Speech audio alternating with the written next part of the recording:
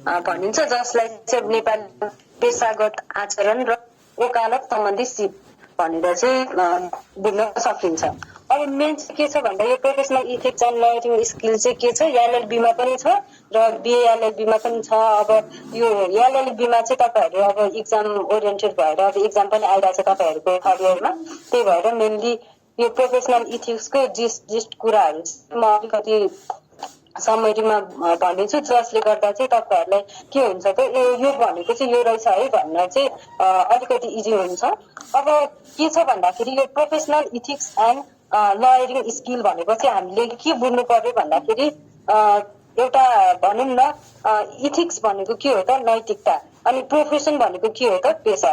अनि यो professional ethics भन्ने कुरा चाहिँ कस्तो हो भन्दाखेरि हामी जस अब ब्याचलरको स्टुडेन्ट भइसक्यौँ, जसमा त एलएलबी जो तपाईँहरू पढ्ने हुनुहुन्छ, तपाईँहरू त एउटा कुनै फिल्डमा ब्याचलर गरेर लमा चाहिँ फेरि ब्याचलर गर्दै हुनुहुन्छ। यसमा चाहिँ के देखिन्छ भन्दाखेरि तपाईँहरू जो कोही पनि एउटा कुनै न कुनै प्रोफेसनमा चाहिँ जोडिनु भएको छ। त्यही भएर हरेक प्रोफेसनमा के हुन्छ भन्दाखेरि चाहिँ एउटा नैतिकता, एउटा भनौँ न त्यो आचार संहितामा रहेर चाहिँ के गर्नुपर्छ त आफ्नो काम गर्नुपर्छ, आफ्नो प्रोफेसनलाई चाहिँ निभाउनुपर्छ होइन। त्यही भएर अब यो हामी आज चाहिँ प्रोफेसनल इथिक्स छँदैछ, हरेक इन्जिनियर होस् अथवा डक्टर होस् पाइलट होस् सबै चाहिँ आफ्नो इथिक्समा बस्नुपर्छ। अझ त्यति मात्र होइन कि एउटा प्लेयर पनि प्लेइङ ग्राउन्डमा बस्दाखेरि चाहिँ उसले के गर्नुपर्छ त फुटबल रुल्सदेखि लिएर सबै ऊ चाहिँ एउटा इथिक्समा बाँधिएको हुन्छ। त्यही भएर के छ भन्दाखेरि चाहिँ यो प्रोफेसनल इथिक्स भन्ने कुरा चाहिँ सबै प्रोफेसनमा लागू हुन्छ र अझ बढी चाहिँ के छ भन्दाखेरि यो लयरमा जुन चाहिँ एउटा न्याय दिनेको पछाडि हिँडिरहेको हुन्छ, यो वकालत गर्नेलाई त छन् कि उनीहरू के हुनुपर्छ त एउटा सिन्सियर हुनुपर्छ, एउटा आफ्नो इथिक्समा चाहिँ बस्नुपर्छ। अब मेन कुरा के छ भन्दाखेरि चाहिँ कसरी आफ्नो यो प्रोफेसनमा चाहिँ आफ्नो इथिक्स मेन्टेन गर्ने, अनि त्यसपछि आफ्नो नैतिकतामा चाहिँ रहने, र अर्को भनेको चाहिँ कसरी चाहिँ वकालत गर्ने, त वकालतलाई कसरी राम्रो बनाउने, वकालतको सिपहरू के हुन् भनेर चाहिँ हामी पढ्छौँ। यो चाहिँ जस्ट के हो त हाम्रो यो टपिक्सको यो सब्जेक्टको मात्रै मैले हल्का डिस्कसन ब्रिफ जस्तो गरेँ होइन। अब यसमा चाहिँ कस्तो छ भन्दाखेरि मेरो के अरे यो फास्ट भएको छ कि के छ, अलिकति स्लो गर्नु पर्यो होइन। ठिक छ म्याम, ठिक छ, बुझिराख्नु भएको छ नि? एकदम राम्रो छ, हजुर हजुर ठिक छ। ल अब कस्तो छ भन्दाखेरि हुन्छ ल। अब यहाँ चाहिँ कस्तो छ भन्दाखेरि युनिट्स अब मैले चाहिँ मेनली अब त्यो सिलेबससँग पनि मिलिहाल्छ। अब युनिट 1 मा चाहिँ प्रोफेसनल इथिक्स भनेर छ, जसमा चाहिँ के हो भन्दाखेरि अब अघि नै मैले भनिसकेँ यो पेसागत आचरण अथवा त्यसलाई चाहिँ हामीले आफ्नो नैतिकतामा रहेर कसरी गर्ने, त्यहाँ चाहिँ के कुरा छन्, मिनिङ नेचरदेखि लिएर प्रिन्सिपल्स होइन, इन्टरनेसनल स्ट्यान्डर्ड्सहरू के छन्, अनि पब्लिक सरकारी वकिल न्यायाधीशदेखि लिएर अरू कानुन व्यवसायीहरूले चाहिँ के काम गर्नुपर्छ। अनि अब यो जुडिसियल म्यानरिजम भनेको चाहिँ अब न्यायिक त्यो न्याय क्षेत्रभित्र छिरिसकेपछि के कुरा अप्नाउनु पर्छ, कोर्टभित्रको डेकोरम भनौँ न, अदालती मर्यादाहरू के छन्, अनि त्यसपछि ल्याङ्ग्वेजदेखि लिएर ड्रेसदेखि लिएर बार बेन्चको रिलेसनहरू के छन् भनेर चाहिँ युनिट 1 मा चाहिँ जसलाई चाहिँ एउटा प्रोफेसनल इथिक्स भनेर चाहिँ छुट्याइएको छ होइन। अब अर्को भनेको चाहिँ युनिट 2 मा के छ, code of conduct for lawyers in Nepal. नेपालमा चाहिँ होइन कस्तो छ त लयर्स वकिलहरू चाहिँ कसरी एउटा आफ्नो आचार संहिता चाहिँ के छ, उनीहरू कसरी चाहिँ चल्नुपर्छ, उनीहरूले केस लिएदेखि उनीहरूले कोर्टमा गएर बहस गर्दादेखि र फैसला हुँदासम्म चाहिँ उनीहरूले कसरी आफ्नो प्रोसेसलाई अगाडि बढाउनु पर्छ भन्ने कुरा छ।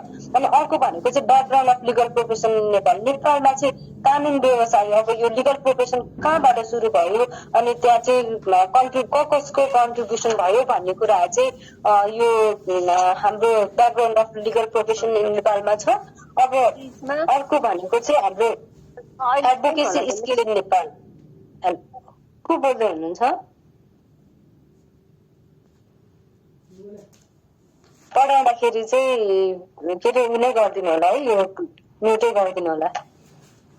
अब एडभोकेसी स्किल इन नेपाल अब भनेको मतलब नेपालमा चाहिँ अब वकालत सम्बन्धी सिपहरू के छन् अनि कसरी गर्ने गरिन्छ सिप अप्नायो भने चाहिँ एउटा पर्फेक्ट लयर बनिन्छ वकिल बनिन्छ भन्ने कुराहरू चाहिँ हामी यो एडभोकेसी स्किल इन नेपालमा पढ्छौँ। अनि अर्को भनेको चाहिँ public interest lawyering skill and legal aid. यो भनेको चाहिँ के भन्दाखेरि चाहिँ अब वकालत पनि कस्तो हुन्छ भन्दा एउटा प्राइभेट हुन्छ जुन चाहिँ हामी पैसा फी लिन्छौँ अनि त्यो क्लाइन्टले दिएको फी अनुसार चाहिँ हामी बहस गरिदिने गर्छौँ।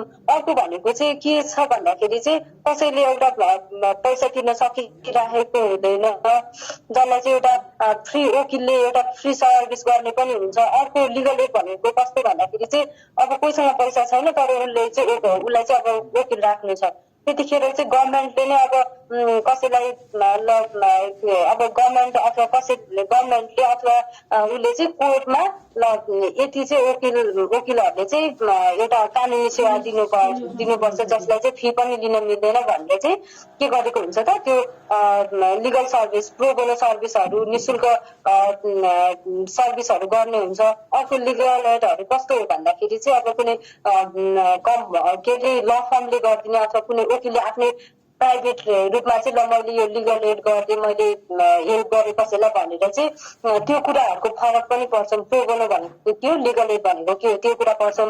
अनि अर्को भनेको चाहिँ युनिट 7 छ प्लिडिङ एन्ड अब यो त खासै इम्पोर्टेन्ट छैन मेन यति युनिट 6 सम्म हामीले थाहा पायौँ भने चाहिँ के हुन्छ त यो लगभग तपाईँहरूको सिलेबसमा चाहिँ तपाईँहरूलाई यति पढ्यो भने चाहिँ धेरै कुरा थाहा हुन्छ एकचोटि है।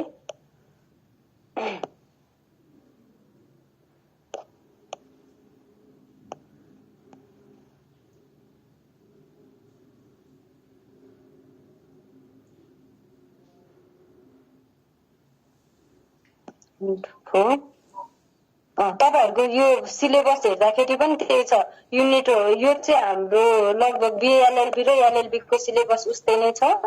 अनि युनिट 1 मा प्रोफेसनल इथिक्स चाहिँ मैले अघि भनेकै कुराहरू भयो है। अनि अर्को यो drafting pleading and conveyancing skill in Nepal भन्ने छ। अब यसमा कस्तो छ भन्दाखेरि चाहिँ अब यो यसमा चाहिँ के छ त यो sale deed lease and contract deed यो भनेको अब कस्तो अब एक्सन डिड भनेको सट्टापट्टासम्म कसरी गर्ने अनि त्यसपछि अंश बन्दाको लिखत अनि त्यसपछि अरू भनेको यो लोन डिड कपाली तमसुकदेखि लिएर यो कन्ट्र्याक्ट बैना करारनामाहरू के हुन् त्यसको बारेमा पनि यो drafting pleading and conveyancing skill अन्तर्गत पर्छ। अनि अर्को एडभोकेसी स्किल इन नेपाल भनेर छ जसमा चाहिँ अघि मैले भनिसकेँ त्यो पनि हामी डिस्कस गर्छौँ भनेर। अनि अर्को पब्लिक इन्ट्रेस्ट लयरिङ स्किल जसमा चाहिँ यो legal add legal literacy प्यारालिगल services भनेर चाहिँ सिलेबसमा छ। तपाईँहरू सबैसँग सिलेबस पनि छ होला। अनि अब युनिट 5 मा त अब केसेसहरू भइहाल्यो मेन त तपाईँहरूले कन्सेप्ट बुझ्नको लागि यति युनिट 4 सम्म बुझ्दा भयो। अब युनिट 1 मा हामी फर्स्टमा प्रोफेसनल इथिक्स भनेको चाहिँ के हो भन्दाखेरि कुनै अब पहिलादेखि नै के थियो भन्दाखेरि चाहिँ मान्छेहरू एउटा भनौँ न एउटा कस्तो युगमा प्राचीन युगमा चाहिँ मान्छे एउटा कन्दमूल खाने त्यस्तो अवस्था थियो।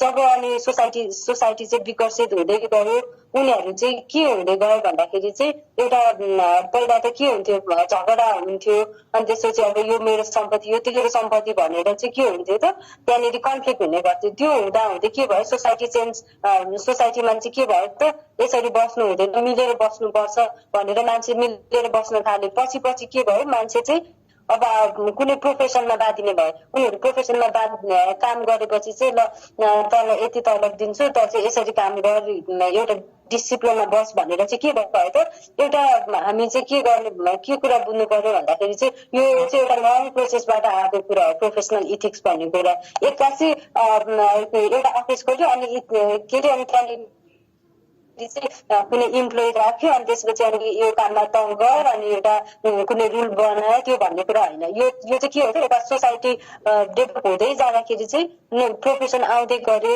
प्रोफेसन त्यतिखेर अर्कै हुन सक्थ्यो तर डेभलपमेन्ट टेक्नोलोजिकल डेभलपमेन्टदेखि लिएर ग्लोबलाइजेसन हुँदै गयो र के भयो त प्रोफेसन पनि भास्ट हुँदै गयो र के भयो त त्यहाँनिर इथिक्सहरू पनि अझ मेन्टेन गर्दै जानुपर्ने भयो। अनि त्यही भएर के हुन्छ त यो एउटा भनौँ न लिगल प्रोफेसनको सुरुवात पनि के छ त एउटा लङ हिस्ट्री छ जहाँ चाहिँ के छ त लयरहरूले चाहिँ एउटा कोर्टको डेकोरमदेखि लिएर ड्रेसदेखि लिएर क्लाइन्टसँग कसरी बिहेभ गर्ने एउटा जजसँग कसरी बिहेभ गर्ने भन्ने कुरा चाहिँ के हुँदै गयो त्यो चाहिँ विकसित हुँदै गएर अनि त्यसपछि झन् प्रोफेसनलिजम चाहिँ अप्नाइन थाल्यो। अब अर्को के छ भन्दाखेरि चाहिँ यो व्यावसायिक नीति र कानुनी नीतिका सिद्धान्तहरू एउटा के छ भन्दाखेरि चाहिँ एउटा लिगल प्रोफेसनमा लागेपछि उनीहरूले फर्स्टमा के कुरा थाहा पाउनुपर्छ भन्दाखेरि चाहिँ जो व्यक्ति चाहिँ एउटा कानुनी सेक्टरमा छ उसले चाहिँ के कुरा थाहा पाउनुपर्छ भन्दाखेरि चाहिँ ऊ के कुरा प्रस्तुत गर्ने ऊ चाहिँ कुन कुरा अथवा मुद्दा जुन विषयमा चाहिँ छ त्यो कुरामा चाहिँ निश्चित हुनुपर्छ र उसले चाहिँ म यो काम गर्नै सक्छु भनेर चाहिँ त्यो काम गर्नुपर्छ। यदि उसले गर्न सक्दैन अथवा त्यो चाहिँ नराम्रो कसैको एउटा लाइफमा ह्याम्पर गर्छ भने चाहिँ के गर्नुपर्छ त्यतिखेर चाहिँ उसले पहिले नै एउटा निश्चित हुनुपर्छ। त्यो चाहिँ एउटा कानुन व्यवसायको फर्स्ट इम्पोर्टेन्ट कुरा भयो। अब अर्को भनेको चाहिँ के हो त दोस्रो कुरा भनेको चाहिँ उनीहरूले एउटा मौलिक सिद्धान्त भनौँ न अब right to food right to education हो यस्तो कुराहरूलाई चाहिँ के गर्नुपर्छ त यिनीहरूको बारेमा चाहिँ एउटा फुल नलेज हुनु पर्यो। अर्को भनेको चाहिँ कानुनी रुल्स रेगुलेसनदेखि लिएर सबै कुराहरूमा चाहिँ एउटा ज्ञान प्रष्ट भयो भने मात्रै ऊ चाहिँ एउटा राम्रो वकिल हुन सक्छ अथवा वकालत चाहिँ राम्रो गर्न सक्छ।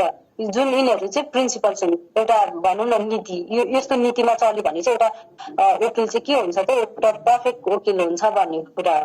अनि तेस्रो चाहिँ के छ भन्दाखेरि चाहिँ तेस्रो कुरा चाहिँ उसले चाहिँ मानव प्रकृतिको चाहिँ ज्ञान भनेको अब ह्युमन राइट्सको अगेन्स्टमा चाहिँ कुनै पनि अब काम गर्नु भएन। अब कसैले कसैको चाहिँ अब सम्पत्तिको लोभमा चाहिँ कसैलाई फसाउनेदेखि लिएर अनि अब कसै कुनै अब साक्षीहरू हुन्छन् साक्षीहरूमा पनि के गर्ने त कसै अब पक्ष विपक्ष हुन्छ नि अब पक्षको वकालत गरिरहेछ तर विपक्षीलाई चाहिँ अब आफ्नो भनौँ न पैसा लिएर अनि विपक्षीलाई चाहिँ त्यो साक्षीको कुरा फुकाउने अनि अरू न्यायाधीशहरूसँग मिलेर अब भनौँ न पैसा आफू गर्ने त्यो कुराहरूमा पनि के गर्नुपर्छ त वकिलले चाहिँ एउटा क्लिन हुनुपर्छ। उसले चाहिँ कुनै पनि एउटा रङ इन्टेन्सन चाहिँ लिनु भएन। अर्को चौथो कुरा भनेको चाहिँ के हो भन्दाखेरि चाहिँ अब आफ्नो मुद्दामा होइन अब आर्थिक राजनीतिक सामाजिकदेखि लिएर कुनै सबै कुराहरूमा चाहिँ के छ त्यो बारेमा चाहिँ उसले थाहा पाउनुपर्छ। त्यसमा चाहिँ समयको गति अनुसार चाहिँ के छ त हजुर को बोलिरहेको हजुर हो यस्तो कुराहरू चाहिँ के हुनुपर्छ त एउटा वकिललाई चाहिँ थाहा हुनुपर्छ। अब पाँचौं कुरामा चाहिँ के छ भन्दाखेरि चाहिँ अब मुद्दा अभियसली वकिललाई त केसहरू आउँछन् ऊ चाहिँ के हुनुपर्छ त एउटा तथ्यको आधारमा रहेर चाहिँ मुद्दा के कुरा फ्याक्ट छ त्यो कुराहरूलाई स्टडी गरेर अनि त्यसपछि सबै कुराहरूको एनालाइसिस गरेर बुझेर मात्र के गर्नुपर्छ त उसले चाहिँ केसलाई लिनुपर्छ। र अर्को छैटौं कुरा सिद्धान्त के हो भन्दाखेरि चाहिँ जब रिसर्च गरिन्छ फ्याक्टमा बोलिन्छ त्यसपछि के हुन्छ त ऊ प्रष्ट हुन्छ र प्रष्ट भएपछि चाहिँ उसले इजलासमा अथवा कोर्टमा गएर जजको अगाडि चाहिँ प्रष्टसँग बहस गर्न सक्छ र उसले राम्रो बहस गरेपछि राम्रो रिसर्च भएपछि चाहिँ के हुन्छ त भन्दाखेरि अभियसली केस जितिन्छ अथवा जज पनि प्रभावित हुन्छ र के हुन्छ त लास्टमा गएर उसले एउटा कुनै पनि क्लाइन्ट अथवा जो व्यक्ति छ उसलाई चाहिँ न्याय दिन सक्छ। त्यही भएर वकालत पेसामा चाहिँ यी 6वटा कुराहरू चाहिँ आवश्यक छ। पहिला उसले सबै कुराको जानकारी हुनु पर्यो।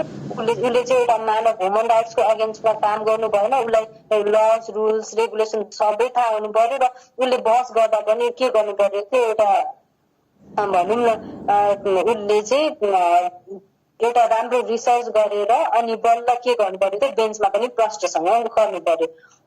अनि बल्ल चाहिँ के हुन्छ त एउटा लिगल इथिक एउटा वकिल अथवा कानुन व्यवसायले चाहिँ के गर्न सक्छ त यति नीतिमा बसेर गऱ्यो भने चाहिँ उसले न्याय दिन सक्छ कसैलाई। अब अरू कुराहरू के छन् भन्दाखेरि चाहिँ अब इन्टरनेसनल स्ट्यान्डर्ड यहाँ छ कि छैन तपाईँहरू युनिट मा चाहिँ इन्टरनेसनल स्ट्यान्डर्डहरू भनेर चाहिँ छैनन् होइन। तर तैपनि म भनिदिन्छु, अब यो के छ भन्दाखेरि चाहिँ अब बाहिर इन्टरनेसनली रूपमा पनि कसरी आयो त यो लिगल प्रोफेसनको कुराहरू भन्दाखेरि चाहिँ यो संयुक्त राष्ट्र सङ्घको बडापत्र होइन 1945 यसमा पनि के भयो त मानव अधिकार सम्बन्धी ह्युमन राइट्स होइन, ह्युमन राइट्सहरू के हो, स्वतन्त्रताको हकदेखि लिएर सबै जुन अहिले हामी मौलिक हक फन्डामेन्टल राइट्स भन्छौँ नि, त्यो चाहिँ ह्युमन राइट्स त्यो 1945बाट चाहिँ जुन कुरा त्यहाँ थियो ती कुराहरू नै अहिले नेपाल अथवा हरेक कन्ट्रीको कन्स्टिट्युसनमा चाहिँ फन्डामेन्टल राइट्स भनेर चाहिँ राखेको हुन्छ।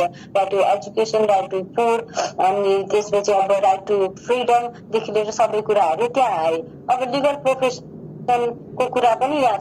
त्यही भएर यो संयुक्त राष्ट्र सङ्घको बडापत्र 1945बाट पनि यो पहिला सुरु भयो। अनि त्यसपछि अरू भनेको चाहिँ मानव अधिकार सम्बन्धी विश्वव्यापी घोषणा पत्र 1948 होइन।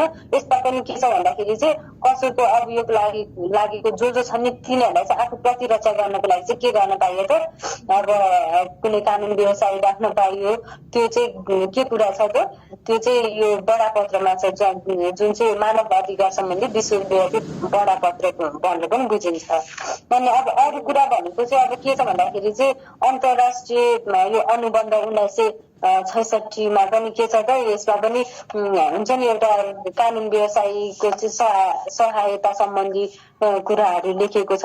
यस्तै अरू कुरा भनेको चाहिँ यो संयुक्त राष्ट्र सङ्घीय न्यूनतम मापदण्डको नियमावली 1955मा पनि के छ भन्दाखेरि चाहिँ के छन् त यो लिगल प्रोफेसनमा बसेपछि चाहिँ कसरी उनीहरूले चाहिँ एउटा कुनै पनि क्लाइन्टको गोपनीयता कसरी राख्ने, अनि त्यसपछि अब कोर्टमा चाहिँ कसरी आफूलाई पेश गर्ने भन्ने कुरा छन्।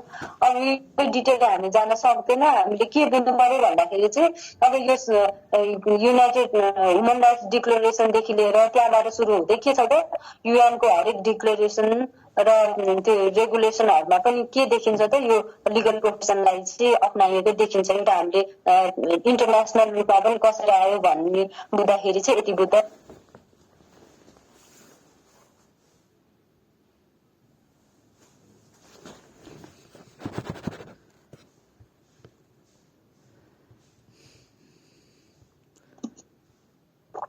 के सुनेन? हेलो म्याम हजुर म्युट हुनुहुन्छ। के भयो त यो के अरे यो UDHR universal declaration of human right यो यहाँदेखि लिएर अब यसको के त हरेक डिक्लेरेसन यो संयुक्त राष्ट्र सङ्घको बडापत्र 1945देखि लिएर अरू अब यसको डिक्लेरेसन होइन सम्झौता, अनि त्यसै नियमावली 1955देखि लिएर के छ भन्दा युएनले पनि के गरेको छ, एउटा लिगल प्रोफेसनलाई चाहिँ के कुरा अप्नाउनु पर्छ, आचार संहिता के हो भनेर चाहिँ यहाँ पनि राखेको छ।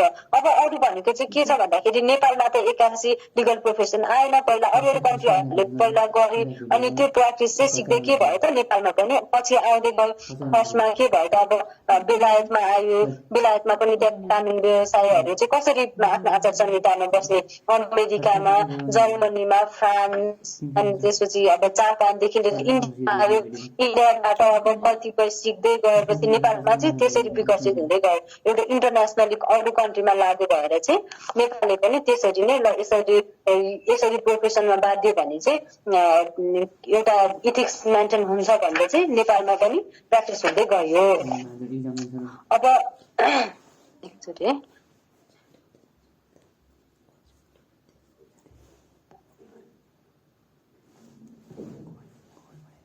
अब हाम्रो चाहिँ के छ यो अर्को भनेको चाहिँ professional responsibility of liars towards client, opposite party, court, society and state. अब यो के छ भन्दाखेरि चाहिँ हुन्छ नि एउटा प्रोफेसनल रेस्पोन्सिबिलिटी अफ लयर, एउटा वकिलको होइन, एउटा क्लाइन्टसँग चाहिँ के उसको रेस्पोन्सिबिलिटी छ, उसले केस लिएपछि त्यो क्लाइन्टलाई उसले के गर्नुपर्छ। अनि अर्को भनेको चाहिँ अपोजिट पार्टी, केसमा त दुईटा पार्टी हुन्छन्, एउटा पक्ष अर्को विपक्ष, अनि एउटा पक्ष विपक्षसँग चाहिँ उसले कसरी बिहेभ गर्नुपर्छ, उसले चाहिँ के अप्नाउनु पर्छ। अनि अर्को भनेको कोर्ट, कोर्टमा पनि के अरे वकिलको के हुन्छ त वकिलको लिङ्क हुन्छ अथवा ऊ चाहिँ त्यहाँसँग के उसको सम्बन्ध भएको हुन्छ। किन भन्दा केस आउँछ, केस गएपछि बहस गर्नुपर्छ, कोर्टमै गएर गर्नुपर्छ, कुनै केस फाइल लगेर दर्ता गर्नुपर्छ, कोर्टमै गर्नुपर्छ। हो त्यो कोर्टमा उसको त्यो लयरको के छ त रिलेसन रेस्पोन्सिबिलिटी। अनि एज अ होल यति गरेपछि सोसाइटीसँग चाहिँ लयरको वकिलको के छ त रेस्पोन्सिबिलिटी। र त्यति मात्र होइन कि एउटा एज अ स्टेटसँग चाहिँ एउटा लयरको के छ रेस्पोन्सिबिलिटी भनेर चाहिँ हामी जिस्टमा पर्छौँ एकचोटि है। Professional responsibility towards client. अब क्लाइन्टसँग चाहिँ उसको के रेस्पोन्सिबिलिटी छ भन्दाखेरि चाहिँ उसले चाहिँ अब कुनै पनि क्लाइन्टसँग केस लिएपछि चाहिँ के गर्नुपर्छ त उसले पैसाको लागि मात्र केस लिएको हुँदैन। अभियसली उसले चाहिँ के गर्नु पर्यो त उसलाई न्याय दिनु पर्यो। त्यो भएपछि उसले के गर्नु पर्यो त उसले हरेक कानुन व्यवसायीले चाहिँ क्लाइन्टलाई के महसुस गराउनु पर्यो भन्दाखेरि चाहिँ खासमा ऊ त वकिल हो तर उसले चाहिँ क्लाइन्टलाई ऊ आफू नै क्लाइन्टको सबै कुरा बुझेपछि चाहिँ म नै त्यसको पीडित हो र मैले चाहिँ जसरी भए पनि उसको पक्षमा उसको न्यायमा गर्नुपर्छ भनेर चाहिँ हरेक कुरामा चाहिँ उसले के गर्नु पर्यो त क्लाइन्टलाई चाहिँ आफू महसुस गर्नु पर्यो र उसले बल्ल के गर्न सक्छ त क्लाइन्टको लागि केही गर्न सक्छ। त्यसको लागि के गर्नु पर्यो त उसले उसको हित चिताउनु पर्यो होइन। उसको हित चिताएर चाहिँ के गर्नु पर्यो उसले मुद्दामा अब कसरी अब त्यो रिसर्चदेखि लिएर मस्यौदा तयार गर्नेदेखि लिएर बहस पैरवी गर्नेदेखि लिएर हरेक कुरामा चाहिँ के गर्नु पर्यो त उसले चाहिँ रेस्पोन्सिबल हुनु पर्यो, उत्तरदायी हुनु पर्यो। उसले चाहिँ केस लियो, अब पैसा आइहाल्यो मलाई, अब म यसो हल्का पढे जस्तो गर्छु, बहस गरिदिन्छु अनि पैसा आइहाल्छ भनेर त्यसरी सोच्नु भएन। उसले के गर्नु पर्यो त उसले न्याय दिने हिसाबले चाहिँ के गर्नु पर्यो त त्यो केसलाई अगाडि लानु पर्यो। अब विपक्षीसँग चाहिँ कस्तो रेस्पोन्सिबिलिटी छ। अब दुईटा वकिलहरू छन्, कोर्ट गयो अनि अब एउटा पक्षको उसले केस लिएको छ अनि अपोजिटसँग चाहिँ अब के गर्ने त अब नराम्रोसँग बोल्ने अथवा उसलाई चाहिँ भनौँ न उसँग चाहिँ अब क्लाइन्टै छेउमा छ अब उसँग भेटघाट गर्ने, अब भनौँ न उसकै नजिकै चाहिँ भेटघाट गरेर अब उसँग मिल जस्तो गर्यो भने क्लाइन्टलाई नराम्रो लाग्छ नि त। न यो अर्कोसँग बोलिरहेछ, अर्को पक्षसँग बोलेर अब कुरा सुनेर उतै मलाई नराम्रो गर्ने हो कि अथवा अरू भनौँ न जुनसुकै कुराले चाहिँ आफ्नो पक्षलाई असर गर्छ भने चाहिँ अपोजिट पार्टी चाहिँ के अरे एउटा वकिल चाहिँ के हुनुपर्छ त सतर्क हुनुपर्छ। उसले चाहिँ के गर्नु पर्यो त अपोजिट पार्टीसँग नराम्रो बिहेभ पनि गर्नु भएन र उसले अपोजिट पार्टीसँग चाहिँ के गर्नु भएन आफ्नो पार्टीलाई ह्याम्पर हुने गरी उसँग मिलेर चाहिँ अब पैसा अर्को पार्टीले ल म यति पैसा दिन्छु यसलाई चाहिँ मुद्दा हार्ने बनाइदिए भन्न पनि सक्छ नि त। त्यो चाहिँ हुनु भएन। ऊ चाहिँ निस्वार्थ रूपमा चाहिँ के गर्नु पर्यो त आफ्नो क्लाइन्टको लागि आफ्नो पक्षको लागि नै हिँड्नु पर्यो। अनि अरू भनेको चाहिँ के गर्ने अब अपोजिट पार्टी हो भनेर उसलाई रिसको नजरले हेर्ने अनि नराम्रो बोल्ने अनि त्यसरी राम्रो व्यवहार नगर्ने त्यस्तो चाहिँ गर्नु भएन। अनि यस्तो गर्यो भने चाहिँ के हुन्छ त यो चाहिँ उनीहरू चाहिँ रेस्पोन्सिबल भएको छैन भन्ने बुझिन्छ। बुझिराख्नु भएको छ है? एकदम मिस एकदम असाध्यै राम्रो भयो आज क्लास। ल ठिक छ।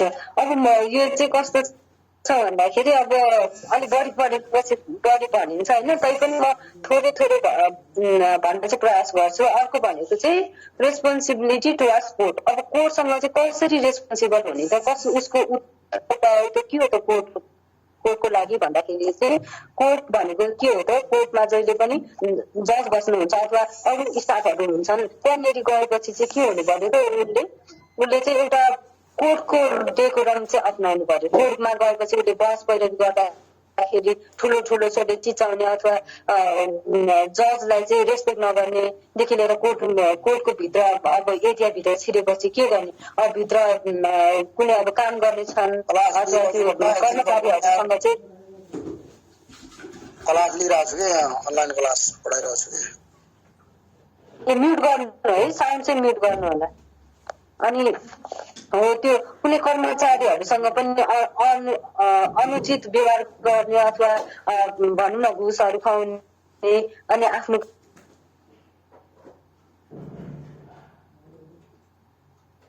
हजुरको म्युट भयो म्याम।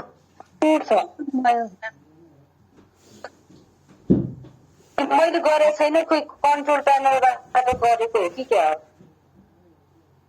हुनु पर्यो त। अब त्यही हो, मुद्दामा चाहिँ अब बहस बैठक गर्दाखेरि चाहिँ के गर्नु पर्यो त, उनीहरूले चाहिँ मिसिलहरू स्टडी गरेर टाइममा पुगेर चाहिँ के गर्नु पर्यो त, कोर्टलाई पनि के गर्नु पर्यो त, उस कोर्टको डेकोरम मेन्टेन गर्नु पर्यो र कोर्टको टाइममा पुगेर जजको अगाडि पनि के हुनु पर्यो त, एउटा सिन्सियर भएर आफ्नो बहस अथवा आफ्नो केसलाई चाहिँ अगाडि प्रोसेसमा लानु पर्यो। यति मुद्दा भयो। अब रेस्पोन्सिबिलिटी टुवर्ड्स सोसाइटी अब के हो भन्दाखेरि चाहिँ हामीले जति नै ओकालत गरे पनि अथवा जे गरे पनि त्यो कसको लागि हो भन्दा त अभियसली त्यो लास्टमा गएर सोसाइटीको लागि हो। कुनै एउटा डिभोर्स केसमा चाहिँ कुनै पनि एउटा घरमा चाहिँ एउटा डोमेस्टिक भाइलेन्स, अब त्यसलाई नेपालीमा के भन्छ त, अब त्यो घरमा कुटपिट गर्ने त्यस्तो भइराखेको हुन्छ। अब जसमा चाहिँ अब महिलादेखि लिएर पुरुष जो कोही पनि पर्न सक्छन् होइन। हो त्यस्तो के कुनै एउटा मुद्दा कोर्टमा गयो, त्यतिखेर गएपछि के गर्यो त, ल कसैले चाहिँ अब आफ्नो बुढीलाई कुटिरहेको छ, त्यसले चाहिँ यस्तो कुटेपछि कोर्टमा गएर चाहिँ उसलाई यति सजाय भएर अहिले ऊ सुतेर आयो भनेपछि अरूलाई के इक्जाम्पल भयो भन्दाखेरि चाहिँ कोर्टमा कसैले यसरी बुढीलाई कुटेपछि चाहिँ उसले चाहिँ अब अर्कोचोटि यस्तो गर्नुहुन्न, उसले चाहिँ के अरे सजाय पाउँछ भनेर ऊ आफू सतर्क हुन्छ र के गर्छ त, सोसाइटी चाहिँ के हुन्छ त, पिसफुल हुन्छ। उसले चाहिँ के कुरा सिक्छ भन्दाखेरि चाहिँ यस्तो गर्नु हुन रहेछ भन्ने कुरा सिक्छ। जुन कुरा कसले महसुस गराउँछ भन्दाखेरि चाहिँ एउटा वकिलले नै गराउँछ अथवा त्यो ओकालतले नै गराउँछ। यदि ओकालत त्यस्तो थिएन भने के हुन्थ्यो, जसले पनि एउटा क्राइम गर्थ्यो अथवा अपराध गर्थ्यो र उसलाई सजाय हुन थियो अथवा उसलाई एउटा पश्चाताप पनि फिल नभएपछि के गर्छ त, झन् अरू भर्दै जान्छ। यो त एउटा इक्जाम्पल दिए। तर के हो भन्दाखेरि चाहिँ कानुन व्यवसायीहरूले चाहिँ के हुन्छ त भन्दाखेरि एउटा पर्सनलाई त उनीहरूले न्याय दिएको हुन्छन्, तर त्यो पर्सनहरूलाई न्याय दिँदा त्यो इक्जाम्पल भएर चाहिँ के हुन्छ त, अरू समाजमा भएका अरू व्यक्तिहरूले पनि यस्तो गर्नुहुन्न चाहिँ उनीहरू के हुन्छन् त, अलिकति अगाडि नै सतर्क हुन्छन्। त्यही भएर एउटा समाजमा चाहिँ एउटा नैतिकतामा बस्नुपर्छ, एउटा भनौँ न मिलेर बस्नुपर्छ र सबै व्यक्तिको भलोको लागि बस्नुपर्छ भन्दा चाहिँ के गर्छ त्यो एउटा वकिलले चाहिँ राम्रो भूमिका खेलेको हुन्छ। अब अर्को भनेको चाहिँ रेस्पोन्सिबिलिटी टुवर्ड्स स्टेट। अब के हुन्छ त भन्दाखेरि चाहिँ कसरी अब यो के अरे लयर चाहिँ स्टेटसँग कसरी रेस्पोन्सिबल हुने त होइन। त्यो भनेको चाहिँ के हो भन्दाखेरि चाहिँ अब जब यो कानुन व्यवसायीहरूले चाहिँ के हुन्छ भन्दाखेरि चाहिँ अब राज्यले चाहिँ के गरेको हुन्छ, ल यति यो ल फर्मले चाहिँ अब यति कमाएपछि यति कर दिनुपर्छ, ट्याक्स दिनुपर्छ भनेको हुन्छ। हो त्यो तोकिए बमोजिमको ट्याक्सहरू चाहिँ के गर्ने त, उनीहरूले तिर्नु पर्यो। अनि त्यसपछि अब जुन अब टाइममा चाहिँ संविधान अथवा कानुनमा जे कुरा लेखेको छ हो त्यसको अधीनमा रहेर चाहिँ उनीहरूले जुन काम चाहिँ गर्छन् त्यतिखेर चाहिँ के हुन्छ त, एउटा कानुन व्यवसायी चाहिँ स्टेटसँग रेस्पोन्सिबल भएको देखिन्छ। अब कुनै कानुन व्यवसायी छ, उसलाई चाहिँ ल यो रुल अथवा यो आचार संहिता तिमीहरूले पालना गर्नुपर्छ भनेको छ होइन। तर त्यो आचार संहिता पालना गरेन भने चाहिँ के भयो त, त्यो चाहिँ एगेन्स्टमा भयो, रेस्पोन्सिबल भएन। उनीहरूले कर तिर्नुपर्ने छ अथवा उनीहरू चाहिँ एउटा आफ्नो इथिक्समा बस्नुपर्ने अथवा यो संविधान कानुनलाई चाहिँ मान्नुपर्छ भन्ने मान्यो भने रेस्पोन्सिबल भयो। यदि त्यसको एगेन्स्टमा गयो भने चाहिँ दे आर नट रेस्पोन्सिबल। त्यही भएर कुनै पनि वकिलहरू चाहिँ के हुनु पर्यो, उनीहरू चाहिँ आफ्नो प्रोफेसनमा सिन्सियर भएर अथवा आफ्नो जे उनीहरूले ल रेगुलेसन संविधानको कुराहरू चाहिँ के गर्नु पर्यो, मान्नु पर्यो। अनि बल्ल के हुन्छ त, अनि बल्ल चाहिँ उनीहरू रेस्पोन्सिबल हुन्छन् र उनीहरूले आफ्नो प्रोफेसनमा चाहिँ राम्रो गर्न सक्छन्। अब अर्को कुरा भनेको चाहिँ यहाँ बार बेन्च रिलेसन भनेर छ है।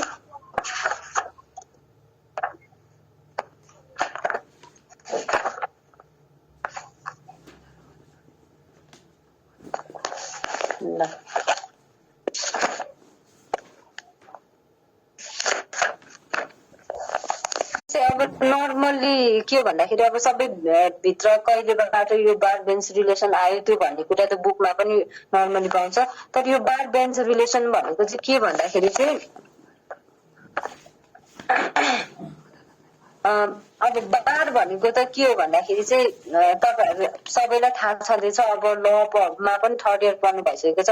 हामीले अब सुनिरहेको छौँ नेपाल बार काउन्सिल, जसमा चाहिँ के हुन्छ त हामी अब हरेक वकिलहरूको चाहिँ मुद्दा, जसमा चाहिँ वकिललाई चाहिँ कसरी अघि बढाउने, यो प्रोफेसनलाई अझ अगाडि लानेदेखि लिएर कसरी सामाजिक कार्यहरू, वकिलले चाहिँ कसरी समाजलाई न्याय दिने, कसरी जो पीडित छन् तिनीहरूलाई न्याय पुर्याउने भन्ने काम गरिरहेको हुन्छ। हो, यो बार र बेन्चको रिलेसन कस्तो हुनुपर्छ? अब बेन्च भनेको के हो भन्दाखेरि चाहिँ बेन्च भनेको त कोर्टमा अब इजलास भनेर पनि बुझ्छौँ।